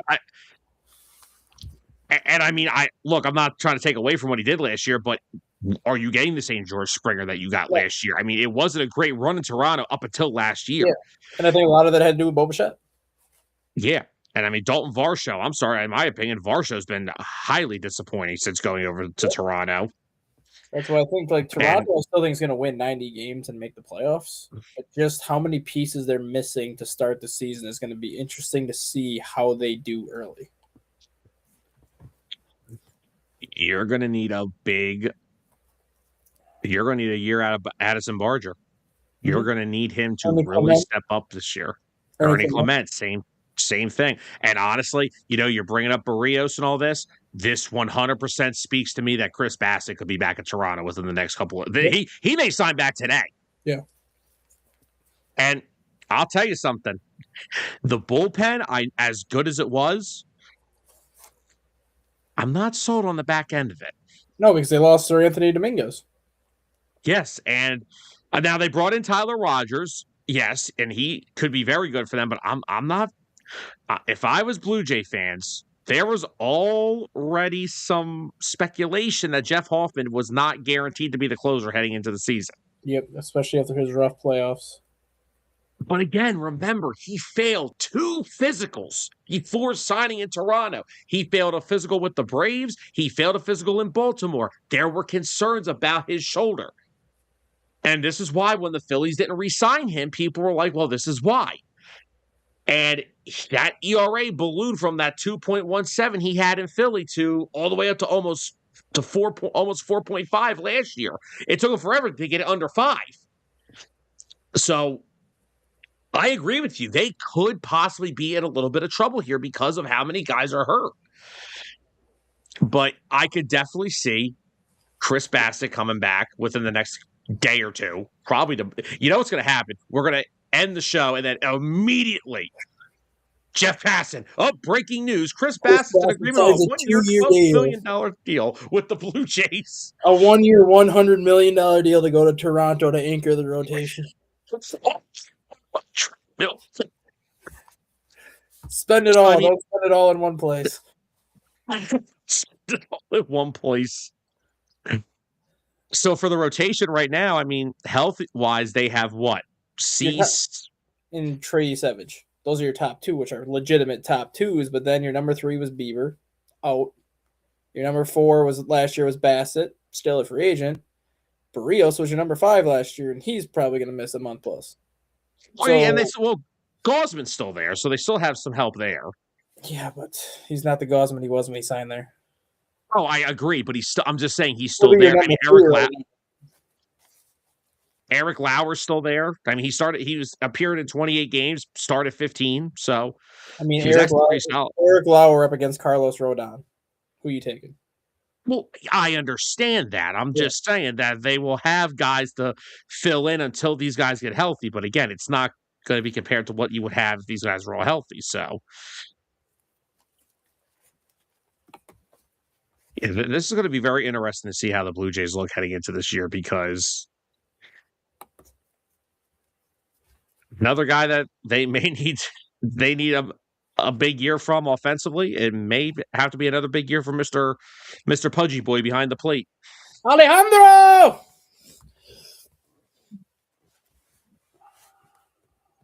It was funny. You know, we were watching that World Series game and my uncle texted me and he said, if I was his coach, the first thing I would have said to him, thank you for the great season, hit a treadmill. He was so mad because I'm like, this is a double play waiting to happen. Or you do that one commercial for State Farm Insurance where the old guy has the dollar bill on the fishing hook. Got to be quicker than that. Just put a donut on the fishing hook. Got to be quicker than that, Alejandro. Come and get it. The show was going so great until that. So it reminds me of the Mighty Ducks. It reminds me of the Mighty Ducks movie with Goldberg the goalie. I bet you if that was a cheeseburger, you could stop it. Oh. So I guess this leaves us with the Yankees at first place. I have the Yankees at first place mainly because Garrett Cole's coming back. Not having him to anchor that rotation last year did hurt him. Now you're putting him atop that rotation again. Him and Max Fried as your 1-2 might be the best lefty-righty duo in baseball. Then you have Carlos Rodon behind him at 3, followed by Lucas Gill, and then you're going to have Will Warren and Ryan Weathers. Ryan Weathers will be your number 5 now from the Marlins, who they traded for. A very underrated lefty who's shown legitimate stuff when he was with the Marlins. So that Yankees rotation is a lot better. And they still have depth with Clark Schmidt and Cam Schlittler coming in. Like, they still have depth behind it. So, and not to mention, then you have your bullpen where you got David Bednar, Camilo Doval, Fernando Cruz, Paul Blackburn, Tim Hill, Ryan Yarborough, who's been a starter/flex guy. Austin Wells is your catcher. You have Bellinger, who you are getting back. Chaz Chisholm stayed. Plus, you have, the best hitter in the American League, Aaron Judge. I brought back Paul Goldschmidt after Yeah. we literally just brought him up last week. Yeah. Like the Yankees have the best roster right now because they're healthy. And I think if they can build a 5-6 game lead in the division heading into that trade deadline, I think that'll be enough of a cushion to give them the division title at the end of the year. The only thing that scares me with the Yankees is they are so poorly fundamentally coached. It scares me. No, They're are. not a good. I agree, but do you need fundamentals though when your rotation looks as good as the Yankees' rotation is? Yes, because they don't run the bases well. They're an older team, and they don't. They're defensively. They're not great. No. So honestly, I'm going to make a very bold statement here. If I were the Yankees, this is what my opening day lineup would look like. Not in order, just by field of position. Bellinger's in left. Okay. Grisham's in center. Yep. Judge is in right. That defensively is the best that you can put out there. Yep.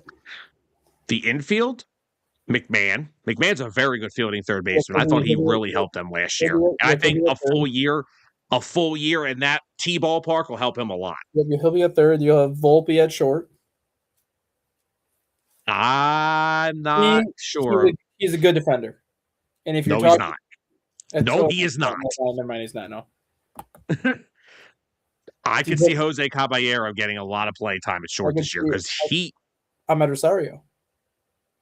Rosario's another one. But I think, all right, so whoever, Caballero or Rosario, whoever doesn't get the playing time when Volpe's having his mental breakdowns, whoever starts, the other one's the main utility guy.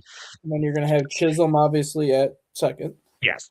Even if he's not the greatest defensive second baseman, the bat alone is enough for what you're going to get out of it. Look, you're not going to have Ben Rice, Bellinger at first, and Austin Wells at catcher. Yeah, like you're not going to have 9 great defenders in your lineup. So, I mean, Chisholm's fine. And yeah, Rice will play first. Goldie will probably still play at least a game at first, I would say. Yeah, and him and Stanton are your DHs.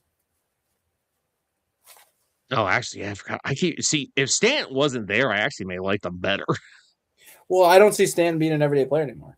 I could see like Ben Rice gets 5 starts a week at first, with Goldie getting 2 starts a week. When Goldie gets those 2 starts at first, that's when Stanton starts at DH. And then when he's not starting at first, you just start Goldie at DH.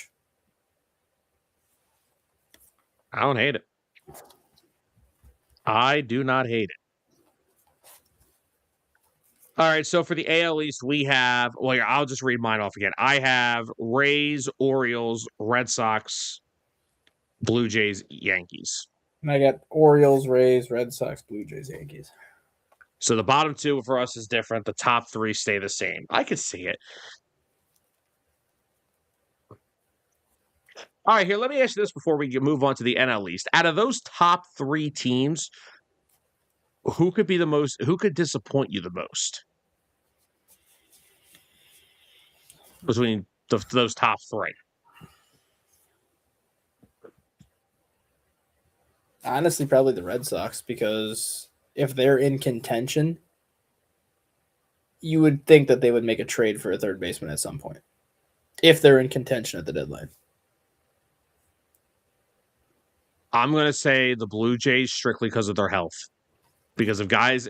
That's why I don't consider it a disappointment, because if they're not healthy, I think people are going to give them a pass on it just because they're not healthy. No, I'm not saying I wouldn't give a pass. I'm just saying, look, when you're the reigning AL champs and you are literally one bounce or ball or home plate play away from winning the World Series, I know it's a kind of a tough thing to say, but the Red Sox, I still like what they're doing, and I still am high on them. I love the rotation. I like the lineup enough because I do like a bunch of the young players. I like Roman Anthony. I like those guys. So I think the Red Sox honestly could be a team I could see if Toronto can't get healthy. Like, is this going to just be a spring training thing, or this could be the theme of the season? Right. I could see Boston jumping the Blue Jays. I could see it. And also, I understand the Dylan Cease move. I like it. It's a guy that's going to be at the front end of that rotation. Let's not forget something. What did we just say a few minutes ago about the AL East? It's a lot of hitter-friendly ballparks. Mm-hmm. He tends to give up the long ball, and you just went into a division that now has Aaron Judge and Pete Alonso and Junior Caminero. And a lot more. Yeah. So I'm not saying Dylan Cease won't be good. I'm just saying let's see what Dylan Cease we're getting. All right, now let's torture me and make me talk about my division. NL East. You can start.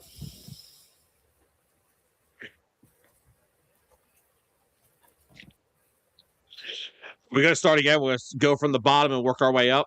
Yeah. All right, so NL East. Finishing last place, I'm gonna go with the Marlins. There is not much to be excited. I'm not gonna say there's not much to be excited about, but I love Kyle Stowers. I'm just gonna put that out there right now that I love Kyle Stowers, and if he didn't get hurt in the second half last year, he would have been a 30 and 100 guy. He was on a tear until he got hurt. Yep. I want to see. I'm interested to see what Sandy Alcantara we're getting. Now he's last year, first year removed from Tommy John, so still have Yuri Perez, but again, they traded Cabrera, they traded Weathers. I would have liked that rotation if they would have kept it together, but and that's the main reason why I actually have them in last place too, is because you have Sandy Alcantara, but nobody else now in your rotation that you got rid of Cabrera and Weathers. So unless you're planning on throwing Sandy Alcantara 7 days a week, like you're gonna need other options. So I'll go Marlins there, even though I want to start the hashtag Save Kyle Stowers movement this year. Somebody make that trade. The Marlins are clearly open for business. See, I agree with you in that aspect, but at the same time, I don't think the Marlins make the same mistake they made with Marcell Ozuna and Christian Yelich. As in, I could see Stowers being there long term and the Marlins building their offense around him. Dustin, they made a mistake with Yelich, Ozuna, Realmuto, Stanton. They made a mistake with everybody. Well, no, not really Stanton, because Stanton was given the massive payday by the Marlins. They just traded him before that contract was up because they realized, we can't afford to pay this guy for 14 years. We can pay him for probably 4 or 5. But at least they made an effort to keep Stanton there. We could afford that eyesore of a freaking home run display in left center field all those years. Yeah. My God, that thing was awful. I just wanted to see Stanton break it. So did I, actually. I was hoping that he would hit a ball so hard that you would just, it would start moving, and then you would hear that nice, and the whole thing just shut down. Or how it was always spinning, after you would hit it. Why couldn't it be spinning beforehand, and then he just takes the Marlin off as it's spinning? I don't know. That thing I couldn't stand that thing. Now it's outside the ballpark, I think. Right. Yeah, it is. All right. At my number 4, I have the Nationals still. There is a couple things I'm a little excited about. I still love Keibert Ruiz as the catcher. If he would just stop getting concussions, because he honestly is solid behind the plate. The bat hasn't gotten consistent there yet, but I still like him as a young player.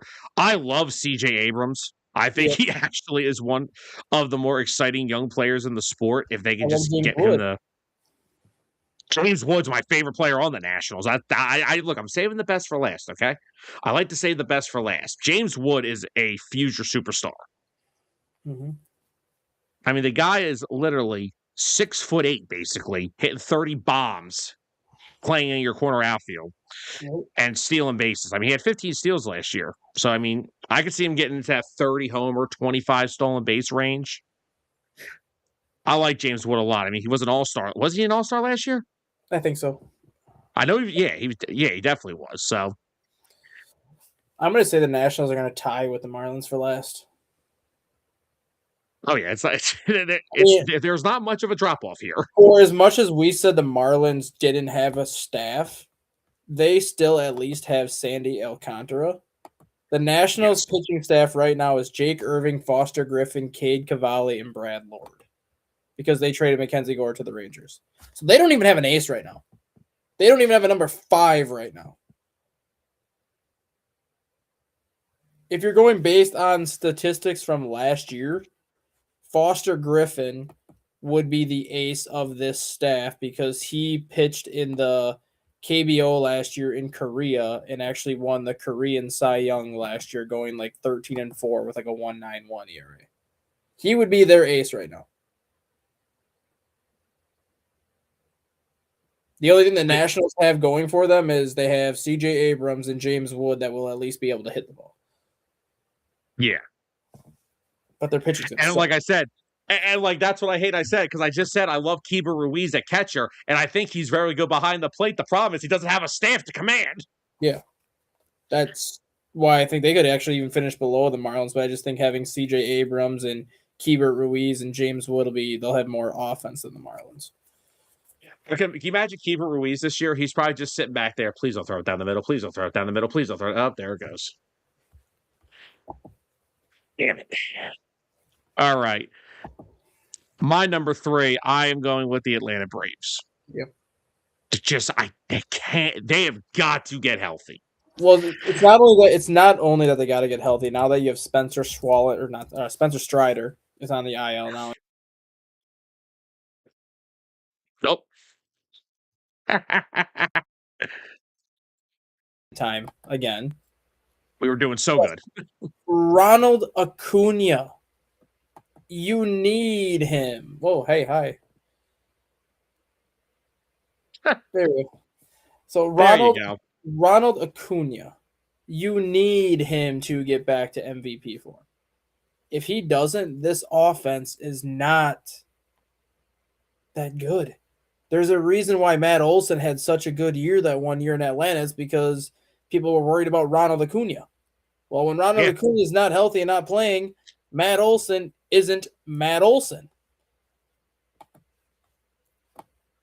Ozzie Albies is good, but he's not like a guy that can carry this team. Sean Murphy was viewed as one of the best catchers in baseball not that long ago, but then obviously Drake Baldwin stepped in now as the Rookie of the Year last year. So, I mean, he's going to be huge. But then when you look at the outfield, apart from Ronald Acuna, your outfield is Mike Yastrzemski, Jurickson Profar, Michael Harris, and Ronald Acuna. Like, those guys don't really scare that many people. And with so many guys, like with Schwallenberg on the IL right now, your 2 go-to starters right now are Chris Sale, obviously, and AJ Smith-Shawver, because Schwallenberg and Strider are going to be on the IL. So they don't have health. And like the back end of their bullpen could be decent. I mean, Iglesias and Robert Suarez together, that could be decent. But again, everything else is a question mark. Mm-hmm. So I don't know what to expect from the Braves this year. Team of mystery. At number 2, here we go. I have the Phillies. Oh, I do too. I was waiting for you. I don't see how the Phillies have gotten better than the Mets this offseason. The Phillies, yes, they are the back-to-back reigning NL East champs. They had a good year last year. It's the same freaking team, and it's probably a little bit worse. Zach Wheeler won't be ready. But, I mean, it sounds like he should be ready shortly after opening day, which is a plus. Yep. Aaron Nola need a bounce back. Christopher Sanchez need what we saw last year. But outside of that, the rotation gets a little questionable after that. I mean, there is no more Ranger Suarez. Yep. Is Luzardo going to be healthy? Because he's just an injury waiting to happen low in his history. Yeah, I mean, he's only had really like 2 healthy seasons. And, I mean, granted, he was effective in both of them. But if he's healthy, I mean, that's still a good 4 when Wheeler gets back. And I am on young player watch. Andrew Painter, Justin Crawford, Aiden Miller. Aiden Miller, apparently his locker in spring training is right between Harper, Realmuto, Schwarber, and Turner. Okay. So they're trying to groom the young kid. But I think the bullpen's going to be really good. I mean, of course, you have Johan Duran with no problem as your closer. Brad Keller is going to be a really good setup guy for them.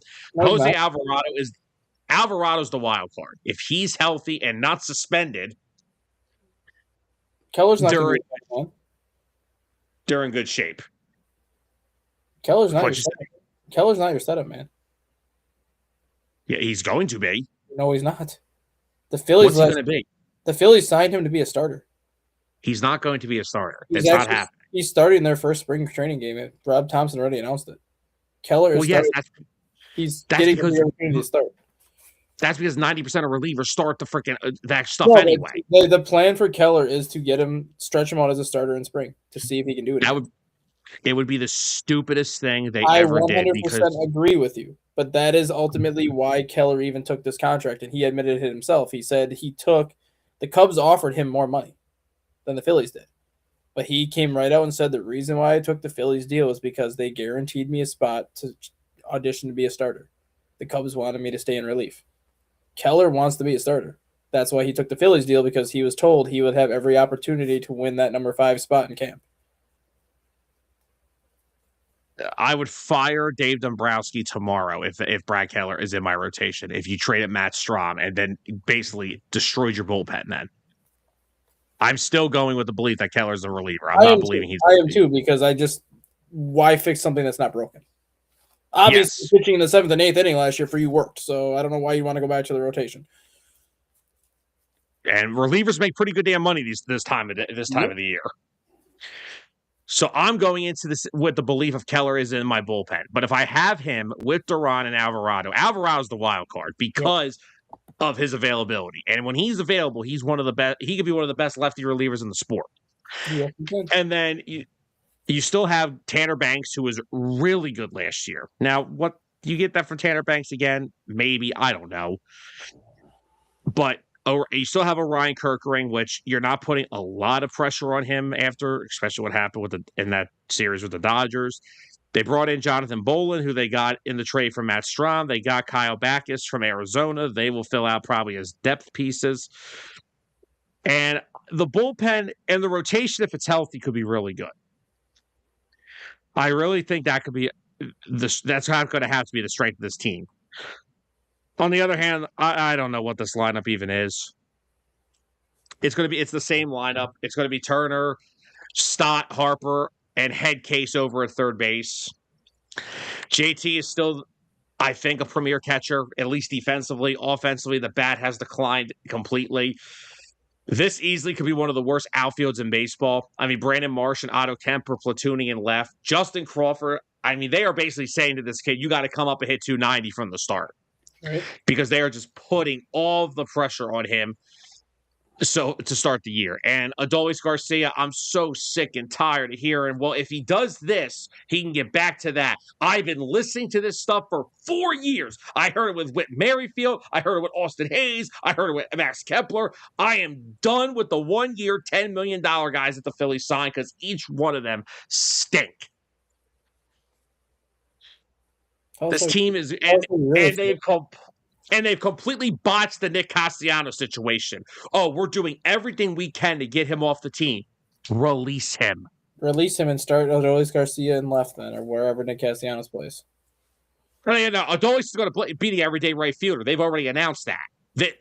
They have completely gone that Nick Castellanos will not be a Philly this year, but they are trying not to release him because they don't want to eat the $20 million contract. Mm-hmm. They're trying to find a team, even if they would take $1 million of his contract and the Phillies would eat 19, they would do it because they're saving $1 million. I wonder if a team like Toronto would be interested now with Santander out for a long-term period of time. If Toronto brought him in, he'd be the DH in Toronto. They would not put him in the field there. He'd be DH. I'm just example. I'm thinking of teams that are looking for some type of help. And I mean, Nick's, honestly, I'll say this. In the 4 years he's been here, I think people saying Nick's been a bad right fielder are kind of overstated. He's not going to win you Gold Gloves, but guess what? This was the guy that was supposed to be the DH here. He was not supposed to play the outfield every day. It's not his fault Bryce Harper tore his elbow apart. Send him to Boston or Baltimore. Yeah, I think he's a fine right fielder for what he is. He's a DH he's a guy who should be a DH, but he couldn't be one here. Right. But It's just they're the same team. They'll be fine if they're healthy. They'll win 85 to 92 games. They may win the division again. Who knows? But it's just I don't know. They're my second place team. I just can't do it. I just don't know what to do with this team. The bullpen's going to be great. The rotation should be good if it's healthy. The lineup, I don't know. They'll beat up on the Nationals and Marlins, and then they'll hit 150 against playoff teams. Maybe. Maybe. Oh, I'm assuming we're kind of going in the same area here. Oh yeah, I mean the Mets are going to be. I'm not going to say they're going to win the division because the Mets typically have ways to Mets it up every year. But as of right now, I mean, you look at the Mets right now. Freddie Peralta, Nolan McLean, and Clay Holmes are your top three in that rotation. A healthy Kodai Senga slides into number 4, and just 2 years ago he was the ace of that rotation. So going from the ace to now your number 4 goes to show you how much depth their rotation is. And then you have Sean Manaea, who can be your number 5 or pitch out of the bullpen. David Peterson can be your number 5 or pitch out of the bullpen. Jonah Tong is going to be a question mark if they leave him up or if they send him down to AAA again. Then you look at the bullpen. You have Tobias Myers as your long relief guy, who they got from the Brewers. Brooks Raley, lefty specialist. AJ Minter, who you're very familiar with and who you love so much, as your 7th inning guy. And then your 8th and 9th, Luke Weaver, Devin Williams, 2 very good relievers from a season ago. You still have Juan Soto. You still have Francisco Lindor. You still got Marcus Semien. You added Bo Bichette to basically replace Pete Alonso. And honestly, I think Bo Bichette's a better hitter than Pete Alonso. Even if he doesn't have the same amount of home runs, he's a better hitter. The Mets are just loaded. I could say it. And I still love the addition of Jorge Polanco. I think he was such an underrated addition to their lineup. Marcus Semien, if he's healthy, could still be a very good player. He's at least going to give you in my opinion, he's an upgraded second base over Jeff McNeil defensively. Yep. So, and I mean, Luis Robert, if Luis Robert can hit back to what he was in 2023, which again, he's on the White Sox. What do you expect someone to do on the White Sox? He has 5 people watching him every day, and it's his own family. But they are my favorite in the NL East right now. Yeah. And I think McLean's just going to be so damn good. God, if he's your number 2, though, he might be the best number 2. Yeah. I was scared because there were reports coming out right after they signed, traded for Peralta. Well, now they may be looking at Fromber. I wouldn't even have watched the season. No, they were trying to get Fromber, but they didn't want to go as high as the Tigers went. I think they said their limit on Fromber was 26, which basically would be like a 5 at 125. Yeah. All right, so for the NL East, I have Marlins, Nationals, Braves, Phillies, Mets. We have the same thing, but I just have the Nationals and Marlins tying because I think they're both going to be terrible. I think they both go 60 and 102. I think they're just going to be terrible. No, so one of them will go 60 and 102. Another one will go 62 and 100. No, I'm going 60 and 102 for both because I think they go 7 and 6 against each other because they're so terrible. And then the other 42 games against the division, I think they go like 12 and 30 and just get the ever living crap kicked out of them by the other 3 teams. Justin, I'll be completely honest. I think that we may be being too generous with both these teams. I think they could easily, if they get 60 wins, then something went right. I mean, you got to realize, though, they play the Rockies 6 times. They're going to play every team in baseball at least once, so they are going to find a way to get probably 20 wins outside of their division against crappy teams, and then you get probably 25, 30 wins in your own division. That's 50. You can squeak out a couple wins throughout the rest of the season. Before we get out of here, I know we are going to do an NL West preview in one of these coming weeks, but, since we're in the theme of guys going on the IL, can I ask you the question? Does Chris Bryant ever play another game of baseball? I don't think so. And I feel so bad for him because he's been such a massive part of the Cubs' history when they won that World Series. I was mad at him in 2017 because the Cubs offered him a 7-year, $210 million extension. Granted, the Cubs dodged a bullet now, obviously, but at the time, it's like you just won Rookie of the Year in 2015. You just won the MVP in 2016. You've only been in the major leagues for 2 years, and the Cubs are offering you a 7-year, $210 million extension. You're foolish for not taking it because nobody gets an extension that big typically after 2 years. And they were willing to give that to you, and you just basically said no. And then the next 3 years, you had decent seasons, not like what you were. So then that extension was no longer going to be on the table. And then Scott Boras kind of started throwing the Cubs under the bus for how they treated Bryant. And I'm just like, they gave him the best offer he's probably ever going to get in his life, and you told him not to take it. And now Rendon 2.0, if not even worse than Anthony Rendon.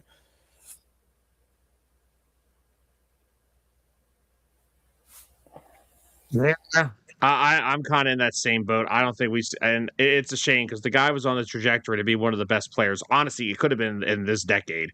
Yeah. For what he did in this short time in Chicago when he was healthy, winning that World Series, and now it's just like, I mean, he said he can barely walk. He said he's like, this back injury is affecting his everyday life, and if it's affecting his everyday life, then that kind of means your professional career is over too. Then, I mean, when you look at his swing, you can see why he has back problems because his swing is fucking terrible. Sorry for the language, but his swing is terrible. He has one of the worst swings I've ever seen for like a power hitter. So that definitely did not help his cause. The swing also led to the shoulder injuries in Chicago because of how he swings. So without changing his swing, which he never has, you weren't going to make your life as a baseball player any easier when you were already having chronic injuries because of your swing. that is true. But all right, everyone, another fun episode. 2 hours somehow today.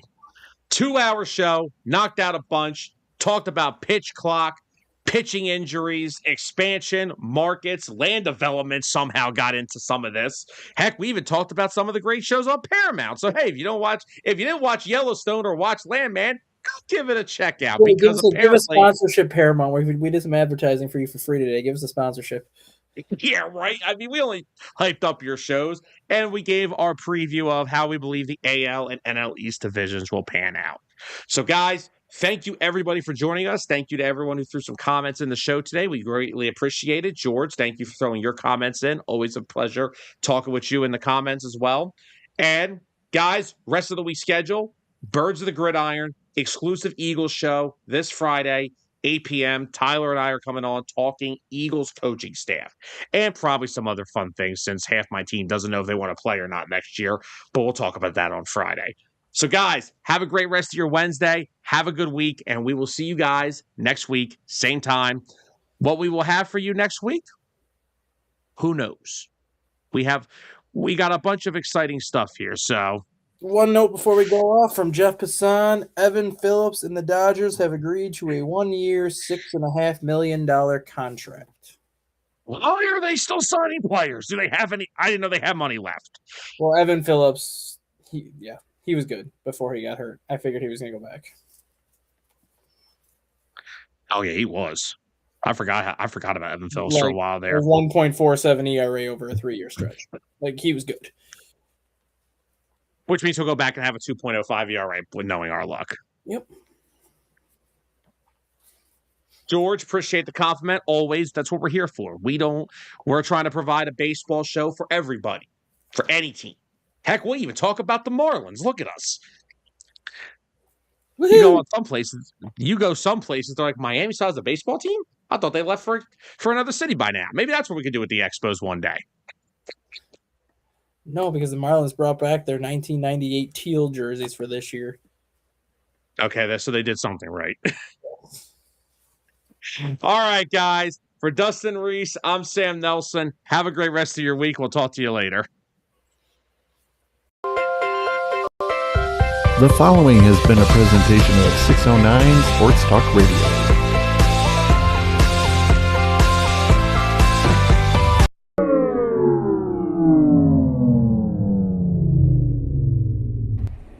Sam, what did you do?